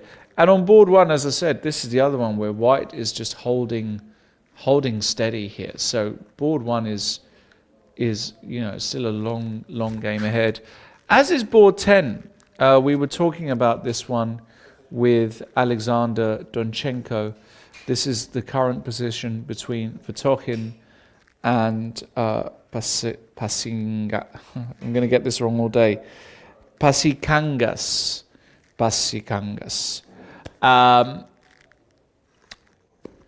Black is doing a really good job of just staying solid. And the question is, where is the white breakthrough? And it is not clear at all to me how white is supposed to be breaking through. He did get the pawn on h6. But now what? Where are you supposed to be going here? If you play a move like, I don't know, knight to b5, let's say, you're hitting c7 and you're hitting a5. But black can play a move like queen d8, and the problem is you can't really take on a5 because black has got a very important move, rook a6, swinging across. Not to mention the move c6, which is also a very, very unfortunate move for white to face, because after takes, you have to move the knight back, and suddenly the h6 pawn drops, and you can't even take because of the pin down here. Suddenly you start getting a bit worried here as white, because, you can't play that move, but suddenly there's too much action on the g4 square, and you can actually be worse. So white actually has to be extremely careful here that he doesn't go too crazy. It's a position which can be classified as dynamically equal. That's the way that would best describe this position. But again, because of the main dynamic here, which is that white is a grandmaster and he's also 500 points higher rated, this is not the sort of position which you just suddenly say, oh, okay, it's dynamically there's dynamic equilibrium, I'm going to offer a draw. You never offer a draw here as white, ever, against somebody 500 points lower rated. The question is, how do you test black? And that, to me, is really not straightforward at all. So, look, we could still get an upset here. I think, in my experience, once again, it feels as though the sort of position where,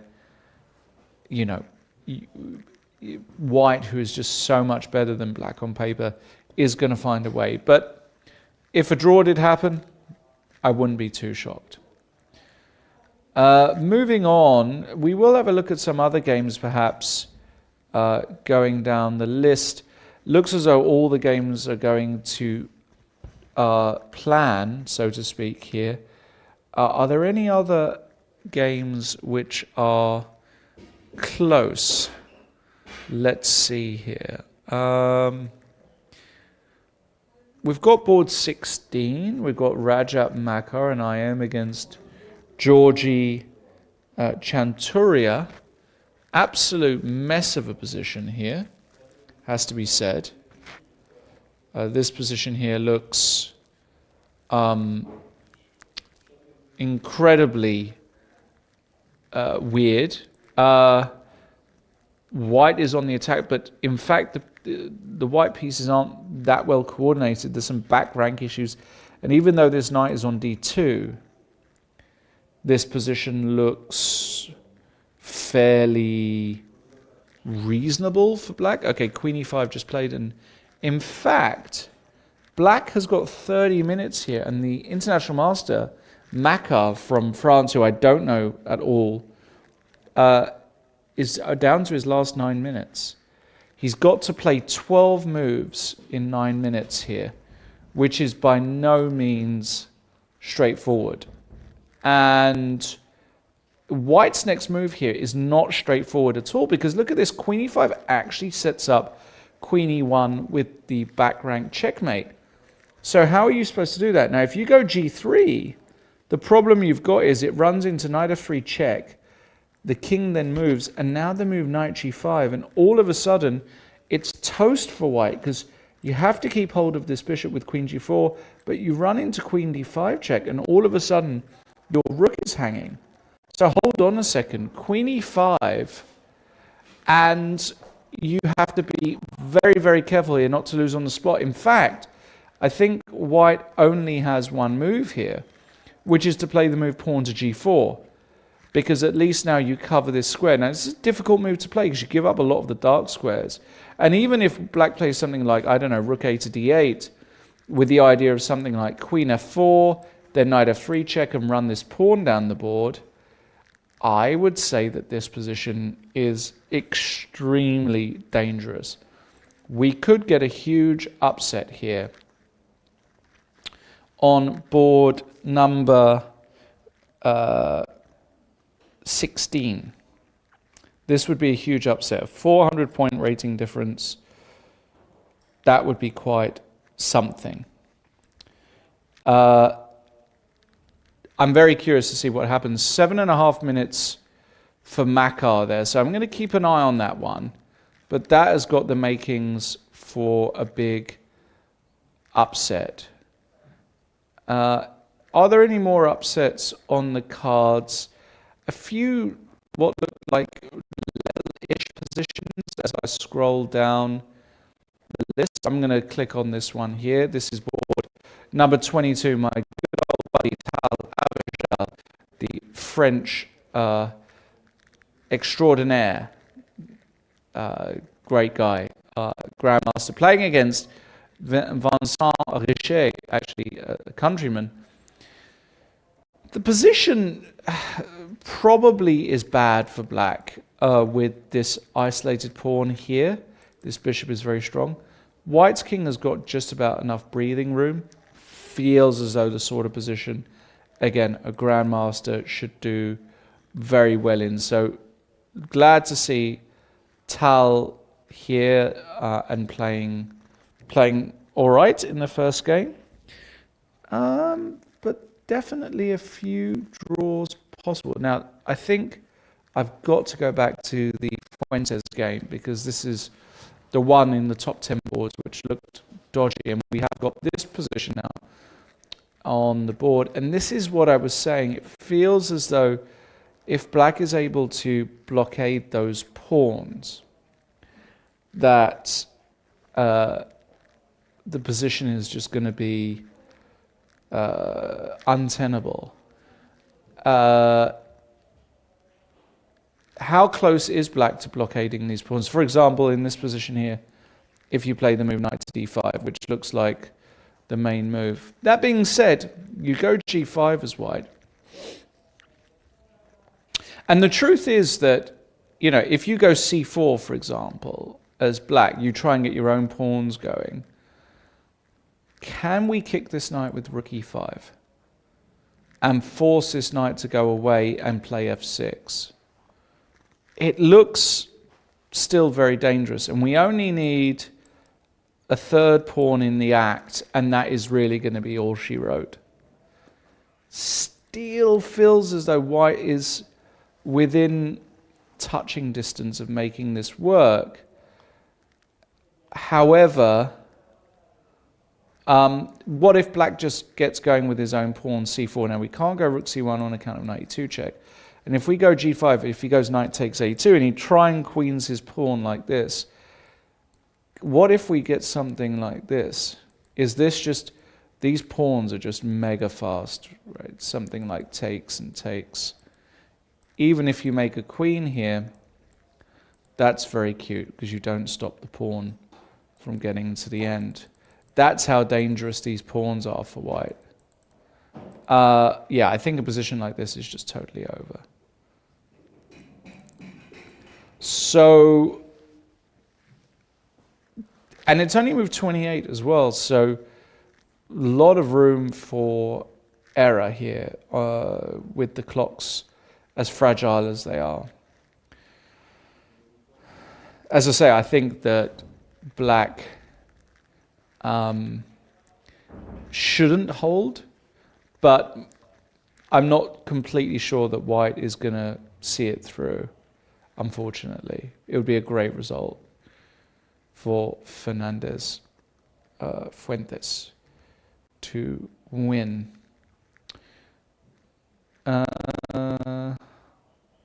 let's see, anything else? There is a game on board 15 which looks very, very balanced. This is between Nia Dongvani from Georgia against Krzysztof Raszek from Poland. Krzysztof Raszek at 24.40 IM. We have a very, very complex middle game here, which, first view, the fact that this bishop has got this potential down this diagonal, the fact that white has had to play g3, looks like it's potentially very harmful for white. However, the bishop isn't currently active, and I just wonder whether white is able to stabilize here. And so, again, it's one of those ones where very tough to call, and lots of pieces still on the board. The only issue that white has got, he's got one. Is that 1 hour 19 or 1 minute 19? Because if it's 1 minute 19, that's clearly an issue. I don't see how it can be 1 hour 19 either. So maybe some time issues there for white. Let's move on. And I'm curious about this game. After Queen e5, white's still in attack. Rajat Makar. Well, we'll keep an eye on it, because I think the only move here is actually to go g4, which is very, very curious. So we will just keep an eye on that one. Alexyenko is yet to make any moves whatsoever, which is shocking to me, and I don't believe it's true. I don't believe that Alexyenko has spent 50 minutes on this move, basically. It doesn't make any sense. So I think we are lacking some transmission there. So we're going to ignore that one for the minute. Knight c6 has been played by Orimi, which was, I think, one of the moves I discussed. And now, as white, you can go f6. But after a move like knight d4, you've got to start getting a bit worried that you're not going to get checked. So what's a really good move here as white? Well, I think, I mean, you do got to get the pawns rolling, that's for sure. But it isn't actually totally straightforward how best to do this. But, when in doubt here as white, you just play f6 and then ask black, okay, what are you going to do? And if you go knight d4 as black, you can see that there's a check here. You defend against it. You play a move like king g2 or king f1 or even king h1. All of those moves make sense. King f2 probably makes the most sense here. You deprive black of some more squares. And now the knight can come to d5. Yeah, and the knights are a nuisance. g5, and now can you go knight f4, attacking this pawn? Suddenly you have to if you go e7, this is where things, you start to blunder rooks. I could definitely see a blunder happening here as well, some sort of fork. Some sort of fork is absolutely legitimate here. It'd be a real shame if Fuentes did. It'd be huge if he drew. Okay, if he goes on to lose, which is a possibility, that would just be a huge shame, in my opinion.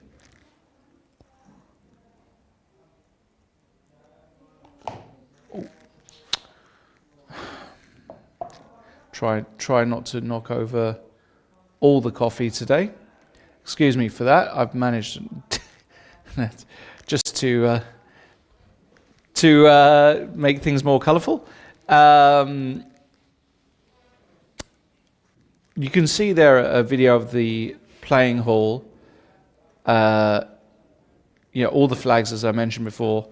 one of the great things about this tournament is just the representation globally of so many different countries, so many interesting countries. I can see here we've got Mexico, we've got Chile, we've got the Faroe Islands, which is unbelievable. We've got Brazil, Mongolia. It's truly fantastic how many different nations we've got. And I believe in the open section, judging by the number of boards here as well, there are 128 boards, so around 250 players. Vasil Ivanchuk, who was at the top of the show, I mentioned his name. He didn't make the first round. I'm hoping that him not making the first round means that he is just taking a bye. He couldn't get here for the first round, rather than not coming at all, because it's a pleasure having such a legend at the tournament. But unbelievable, 250 players, huge open. Not the biggest in Europe, but certainly notable. And some countrymen as well. I'll do a quick shout out to Lawrence Webb, who's here. We've got Danny Gormally, Keith Arkle. So some legends of the game from England. And looking forward to catching up with all of those guys as well. It's a social tournament. Should also mention the extra activities that take place. For example, tonight there is a bullet tournament taking place after the round. I will not be participating, but there is a bullet tournament, there are blitz tournaments, and there are all kinds of other activities. In fact, a few years ago when I was playing, there were things like cooking activities. Unfortunately, the weather is pretty poor at the moment. If that improves, maybe there'll be some more stuff, activities we can do outside. For the moment, though, it's a pretty good climate for chess. All right, has there been any other moves? Let me have a look here. And indeed, we've got exactly the sort of position that I feared for Fuentes, because the Black Knights have managed to regroup, and I just have this feeling that he's going to get out of this, Orimi. The knight is now on d5. You know, Black's plan is pretty straightforward. He wants to get his pawns marching. You have to protect this pawn on f6, so you almost always go g5 here. And then I'm sure Black is going to play the move knight f4.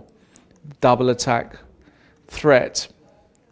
And in this position, believe it or not, White's only move is to go rook b1, which is a very difficult move to see from afar. To give up one of your gorgeous pawns in order to be able to eat one of the pawns on the 7th. You give away another pawn, though, but something like this should be a draw. But as I say, I think it's going to be very difficult for White to go in for something like this after being dominating for so long. And White is massively behind on the clock, so there are all kinds of tricks that you could run into here. So I'm not feeling particularly confident anymore for Fuentes. It'd be great if he found it. It'd be great if he managed to calculate it out, but I have my concerns.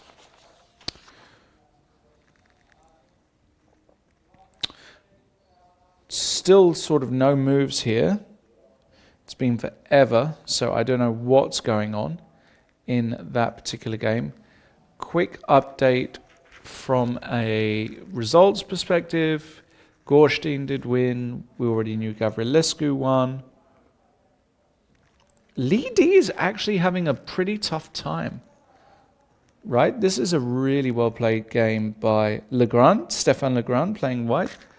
And it looks as though the position is still very, very tricky for Black. He's tried some f5 thing to get some control some squares. Yeah, I mean, the position is not easy for white to play either, to be brutally honest. What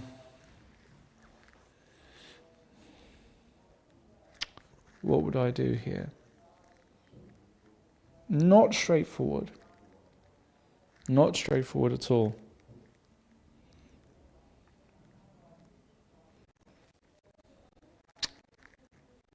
You can see there in the camera Lidi. And he goes rook cc2 here, Stefan. I think this move is totally fine. And in fact, I think it's a really good move. He wants to be able to put the rook on b4 without the move rook takes d2 being available, and then play the move knight b3 and try and untangle. So this move rook cc2 is just excellent. This is just a really, really top move. This is just a really, really top move.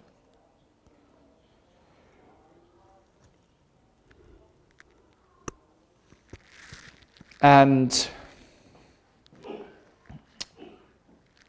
you know, I still feel as though Lidi is going to find a way, because again, that's what top grandmasters do. But objectively, I feel as though white should be, if not doing very well, just better. Somewhere between doing very well and better. So, very curious to see how Lidi deals with that. No moves yet in the Fuentes game, so we'll keep an eye on that. The Vertogen game as well, this knight is finally making some sort of move, knight to e2. The a5 pawn, not even sure it's on prise here, but might be protected. And I think this move is designed to do what Alexander Donchenko spoke about before, which is to redeploy it via c1 and d3.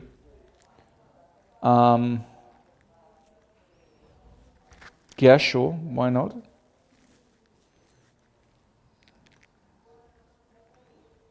Why not?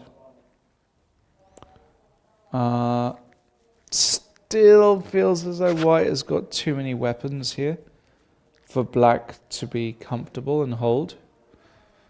But, you know, who knows? Who knows?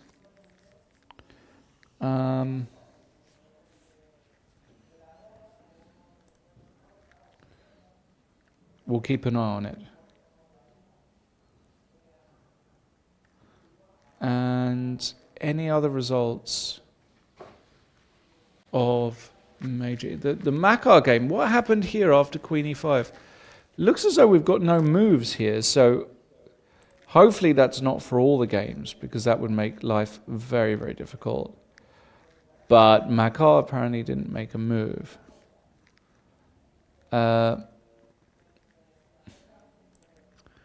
Gormali looks like he's winning quite easily. And, well, looks as though we're getting a bit of a stall with the moves at the moment. So I'm not getting any more moves in. So let's do this. As I am on my own, we're going to take another break while we figure out if we are getting moves. And the state is as follows.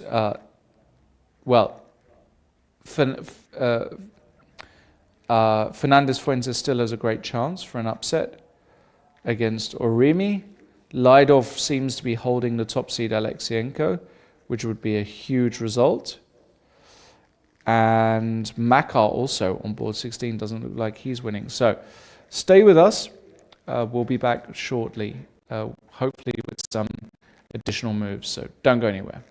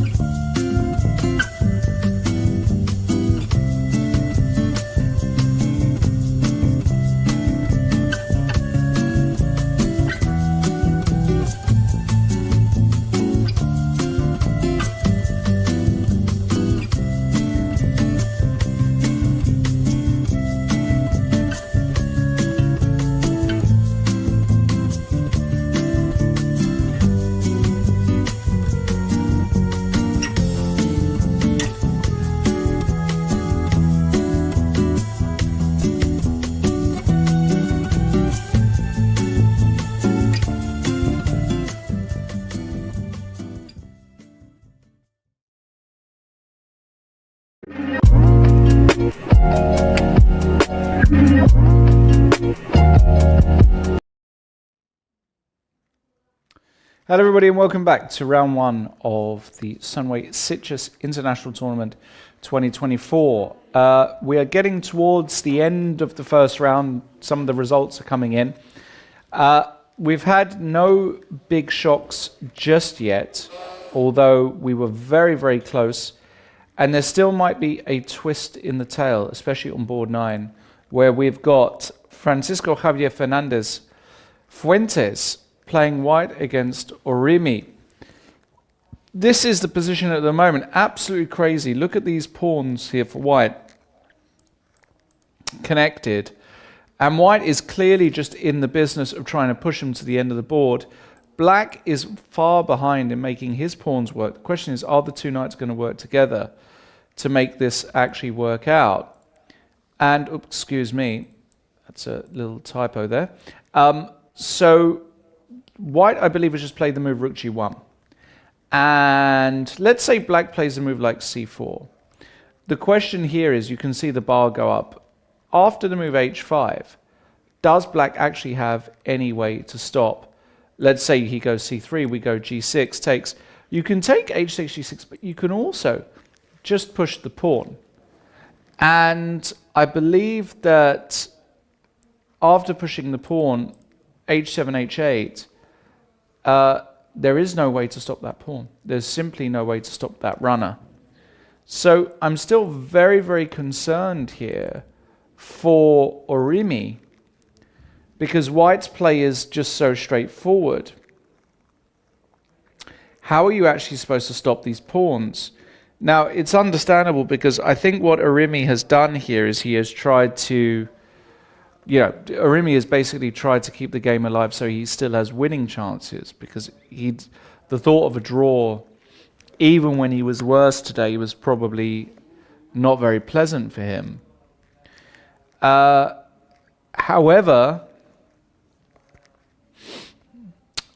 well, I don't see a way he actually survives this position. That's the issue. He's risked it so much that I think that this position is not salvageable. I don't think it's salvageable at all. I don't see how to stop the very simple h5 and g6. So if he plays a move like knight f4, for example, maybe threatening this check, the good news is white has just got this move king e3. And if you continue to give checks, you just go up the board. And if you continue to give checks, you just go up the board. And if you continue to give checks, you just go up the board. And unfortunately for black, he actually gets mated. Quite astonishing, actually, that little passage of play. So even all of the knight jumps seem to be not working. Now, white has just played the move. Sorry, this is the position on the board. We're on move 35, so Orimi actually needs to find some moves here.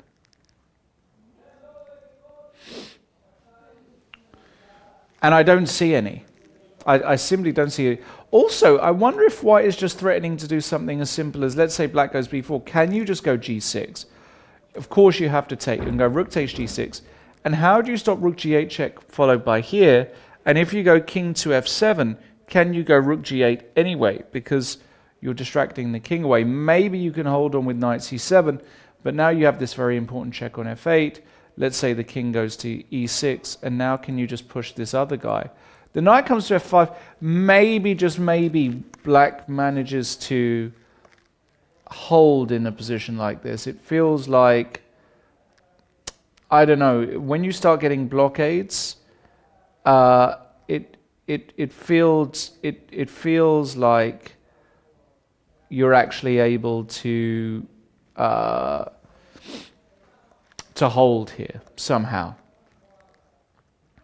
That's what it feels like. My concern here is that black is not actually interested in that at all, that he still thinks, I've got a chance to win here. But it's just not a position I think you can push here with black. So the question is, how much does Orimi want to want to risk it today. Does he view a draw as bad as a loss? I think a loss is worse than a draw, so I think he should try not to lose. But this is the big upset of the round if there is going to be one. On board one, I simply haven't had any moves, so I can't show you what's been going on there. And in the other games, well, a lot of the games have actually finished now. Rajat Makar, this was the other one where unfortunately, we're not getting moves through. So it's very difficult for me to do very much. I think what we're going to do is we're just going to stay with the Fuentes game because we are getting moves here. And we do have more moves. So King E3, Knight E6 on the board now. And I believe it's White's move. So Black is trying to stop these pawns. And what move does White? Can White play the move Rook to G4, for example, or King to E4?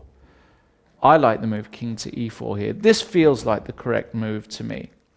Because what you're doing with this move is you're putting your king on a square which can't be checked. And your next move might just be King F5, or even Rook G4, trying to overload these knights. This just looks glorious for... This just looks really, really good. I'm really struggling to see a way forward here for Black to even survive after King E4. King E4 is just so natural because you put your king on a square that can't be checked. Let's say Black plays, I don't know, the move B4. You can put your king on F5. Gorgeous. Now the knights are actually handcuffed. This is the other thing I like about a position like this. The knights here are actually handcuffed. Neither can move without the other one being lost. And there are no checks. And if he goes, let's say, I don't know, A4, now, can we just go H5? Yes, is the answer. B3, we take it off, we go G6, and zero issues at all. This is just going to be winning for White. There's no way you can stop this, and the knights are handcuffed. So I'm very curious to see if White is going to play the move King E4 here. I think that is the move. And I would be very, very happy to see that move. There are other moves that win. For example, maybe you can play a move like Rook D1 to prevent any naughty checks. But I think that's a difficult move to play somehow because you're moving the rook away from the G file, which you're using for the pawns to come down. Very curious to see what will happen here.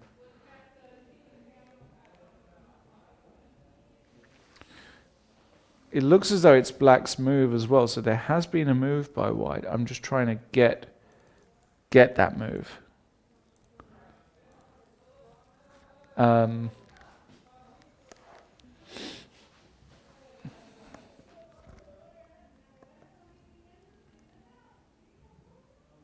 Don't know. Don't know what's going on there. I can't get the move. Does look as though it's Black's move. Let's see. There's obviously a slight delay because we're using the delay. Okay, let's see if there's been any update anywhere else.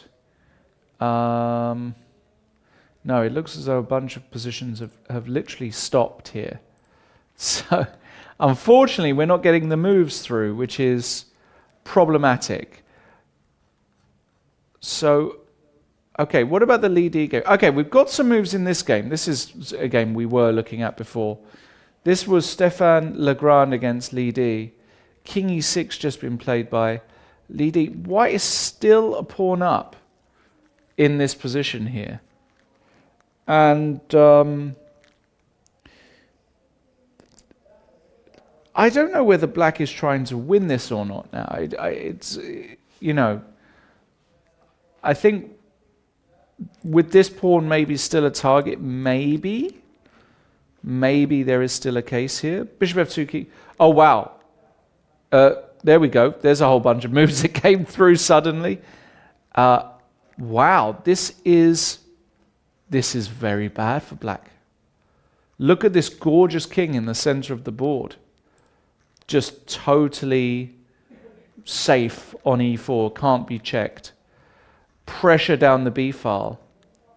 And actually, in this position here, what do you do against the move rook b6, threatening rook takes c6, and winning this rook? Because you can't move this rook out the way because you drop b7.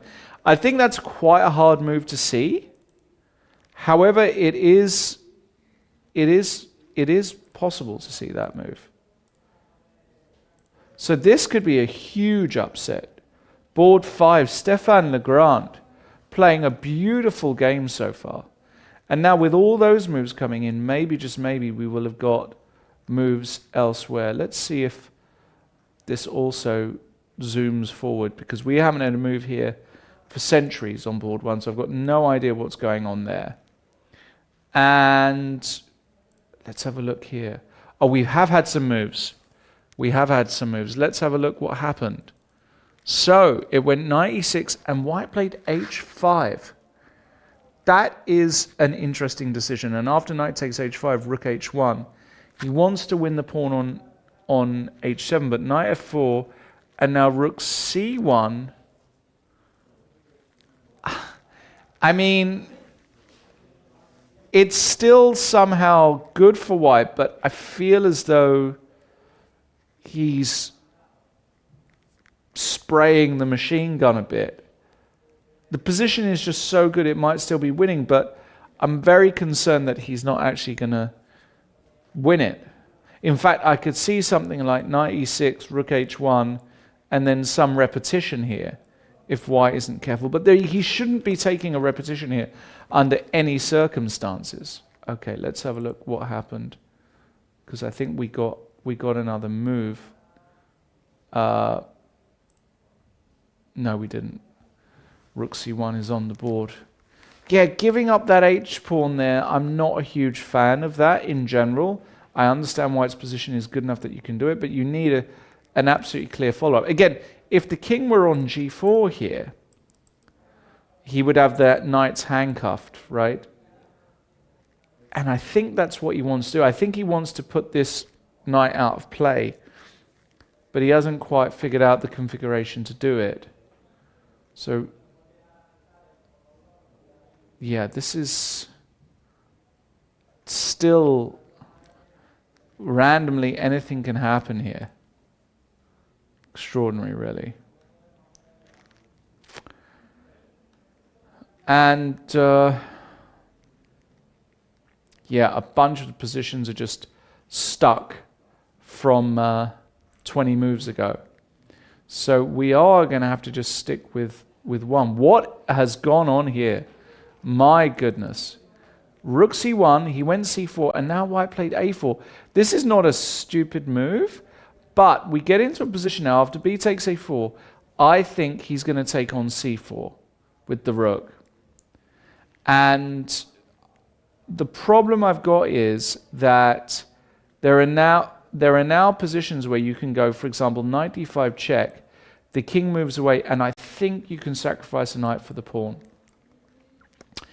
And we will get a position like this where it's just a draw. Rook against knight and king and pawn like this is a draw. The question is Orimi just going to accept that? The move rook d1 is just winning. This is just extraordinary. Rook d1 here just wins immediately, because you're threatening rook d8 check. If the knight comes to d3, now you can come to b1, threatening this check. And now if the knight comes to b4, finally you come back over to h1, the knight is trapped, effectively. That's extraordinary. Also, the move king f3 is really nice here, but this is extremely tough to see. Because actually, after rook h1, maybe there is a knight g3, or a knight d5 check and a knight f4. Oh, this got so messy all of a sudden. I don't think white is going to win. I don't think Fuentes is going to find a way here, which is a real shame. But he has made it before, so he's got all the time in the world, but it's a question of just ability. Can he find these rook b1, rook h1? Oof. I would be very, very surprised if he found that. Very, very surprised.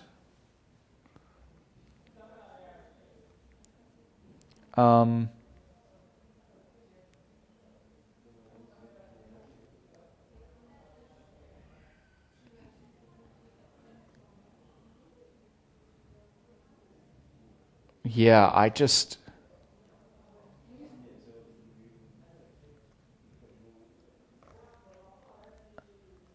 I'm very, I mean, the whole game is extremely curious. It's really the only game we've almost got left that we're getting the moves from. There are moves being played there, so hopefully we'll be able to check in with some updates there.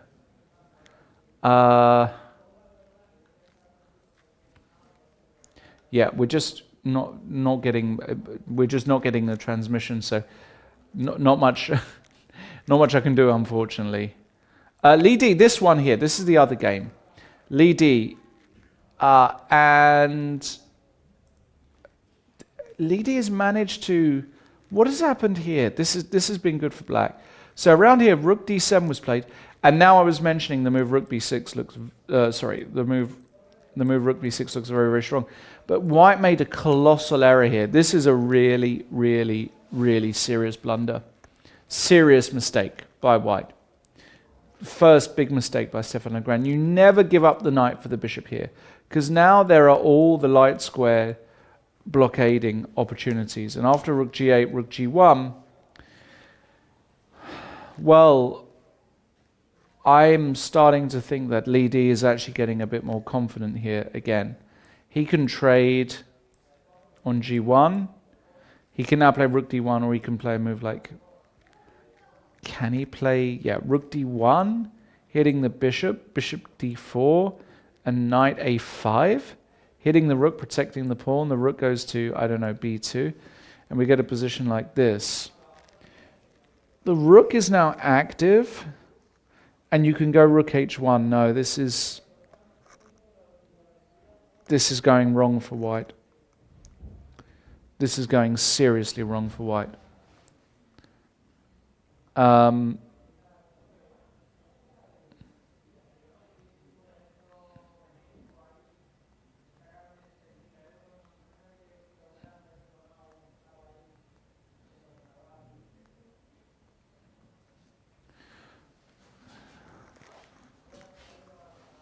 This is going seriously wrong. Seriously, seriously wrong.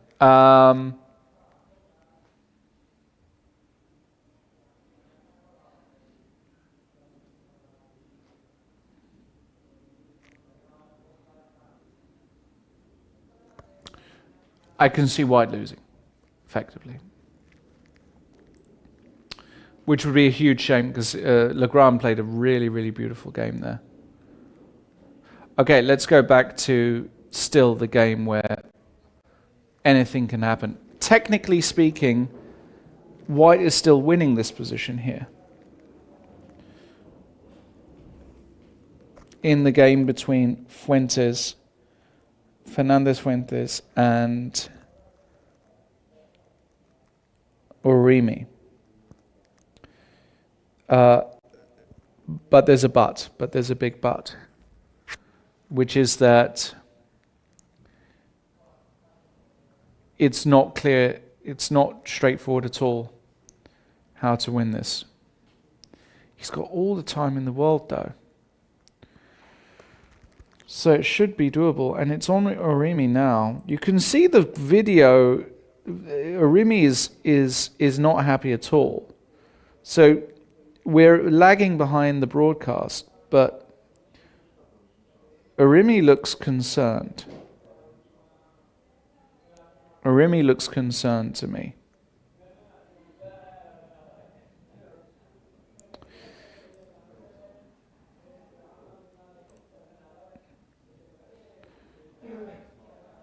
But I don't know whether that's concerned because he's making a draw or whether that's concerned because he's actually going to lose.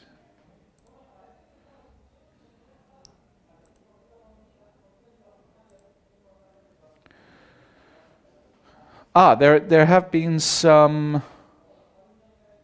No, there haven't been some moves, excuse me. We're still move-less.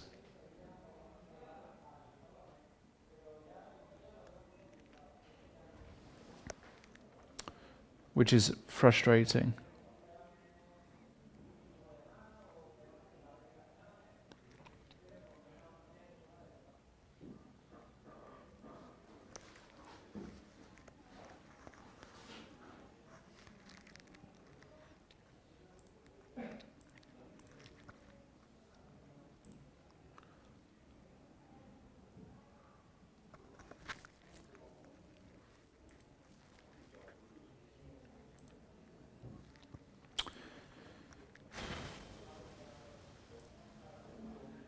Still no moves. This is where having a sidekick really helps. I will say that there's been no other big upsets.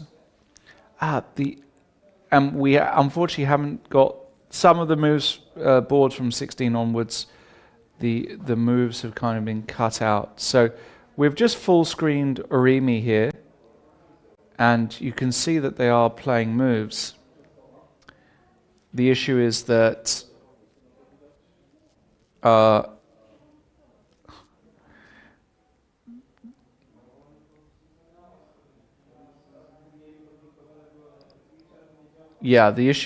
simply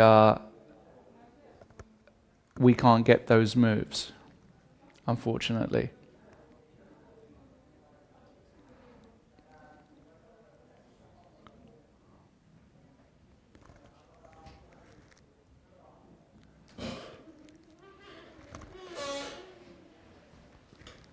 No moves.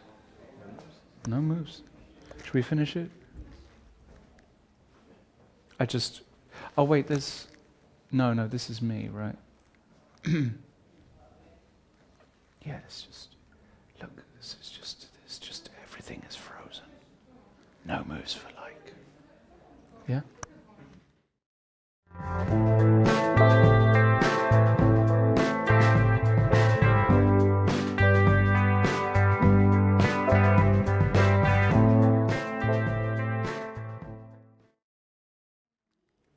All right. Well, this is what we're going to do. We're actually going to call it a day for today, as some transmission errors are making the broadcast slightly difficult. We will have everything up and running for tomorrow. There are always teething problems in the first round, as you may be well aware.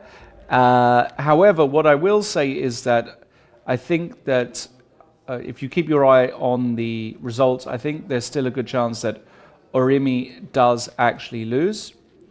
And that would obviously be a huge shock and the big upset of the round.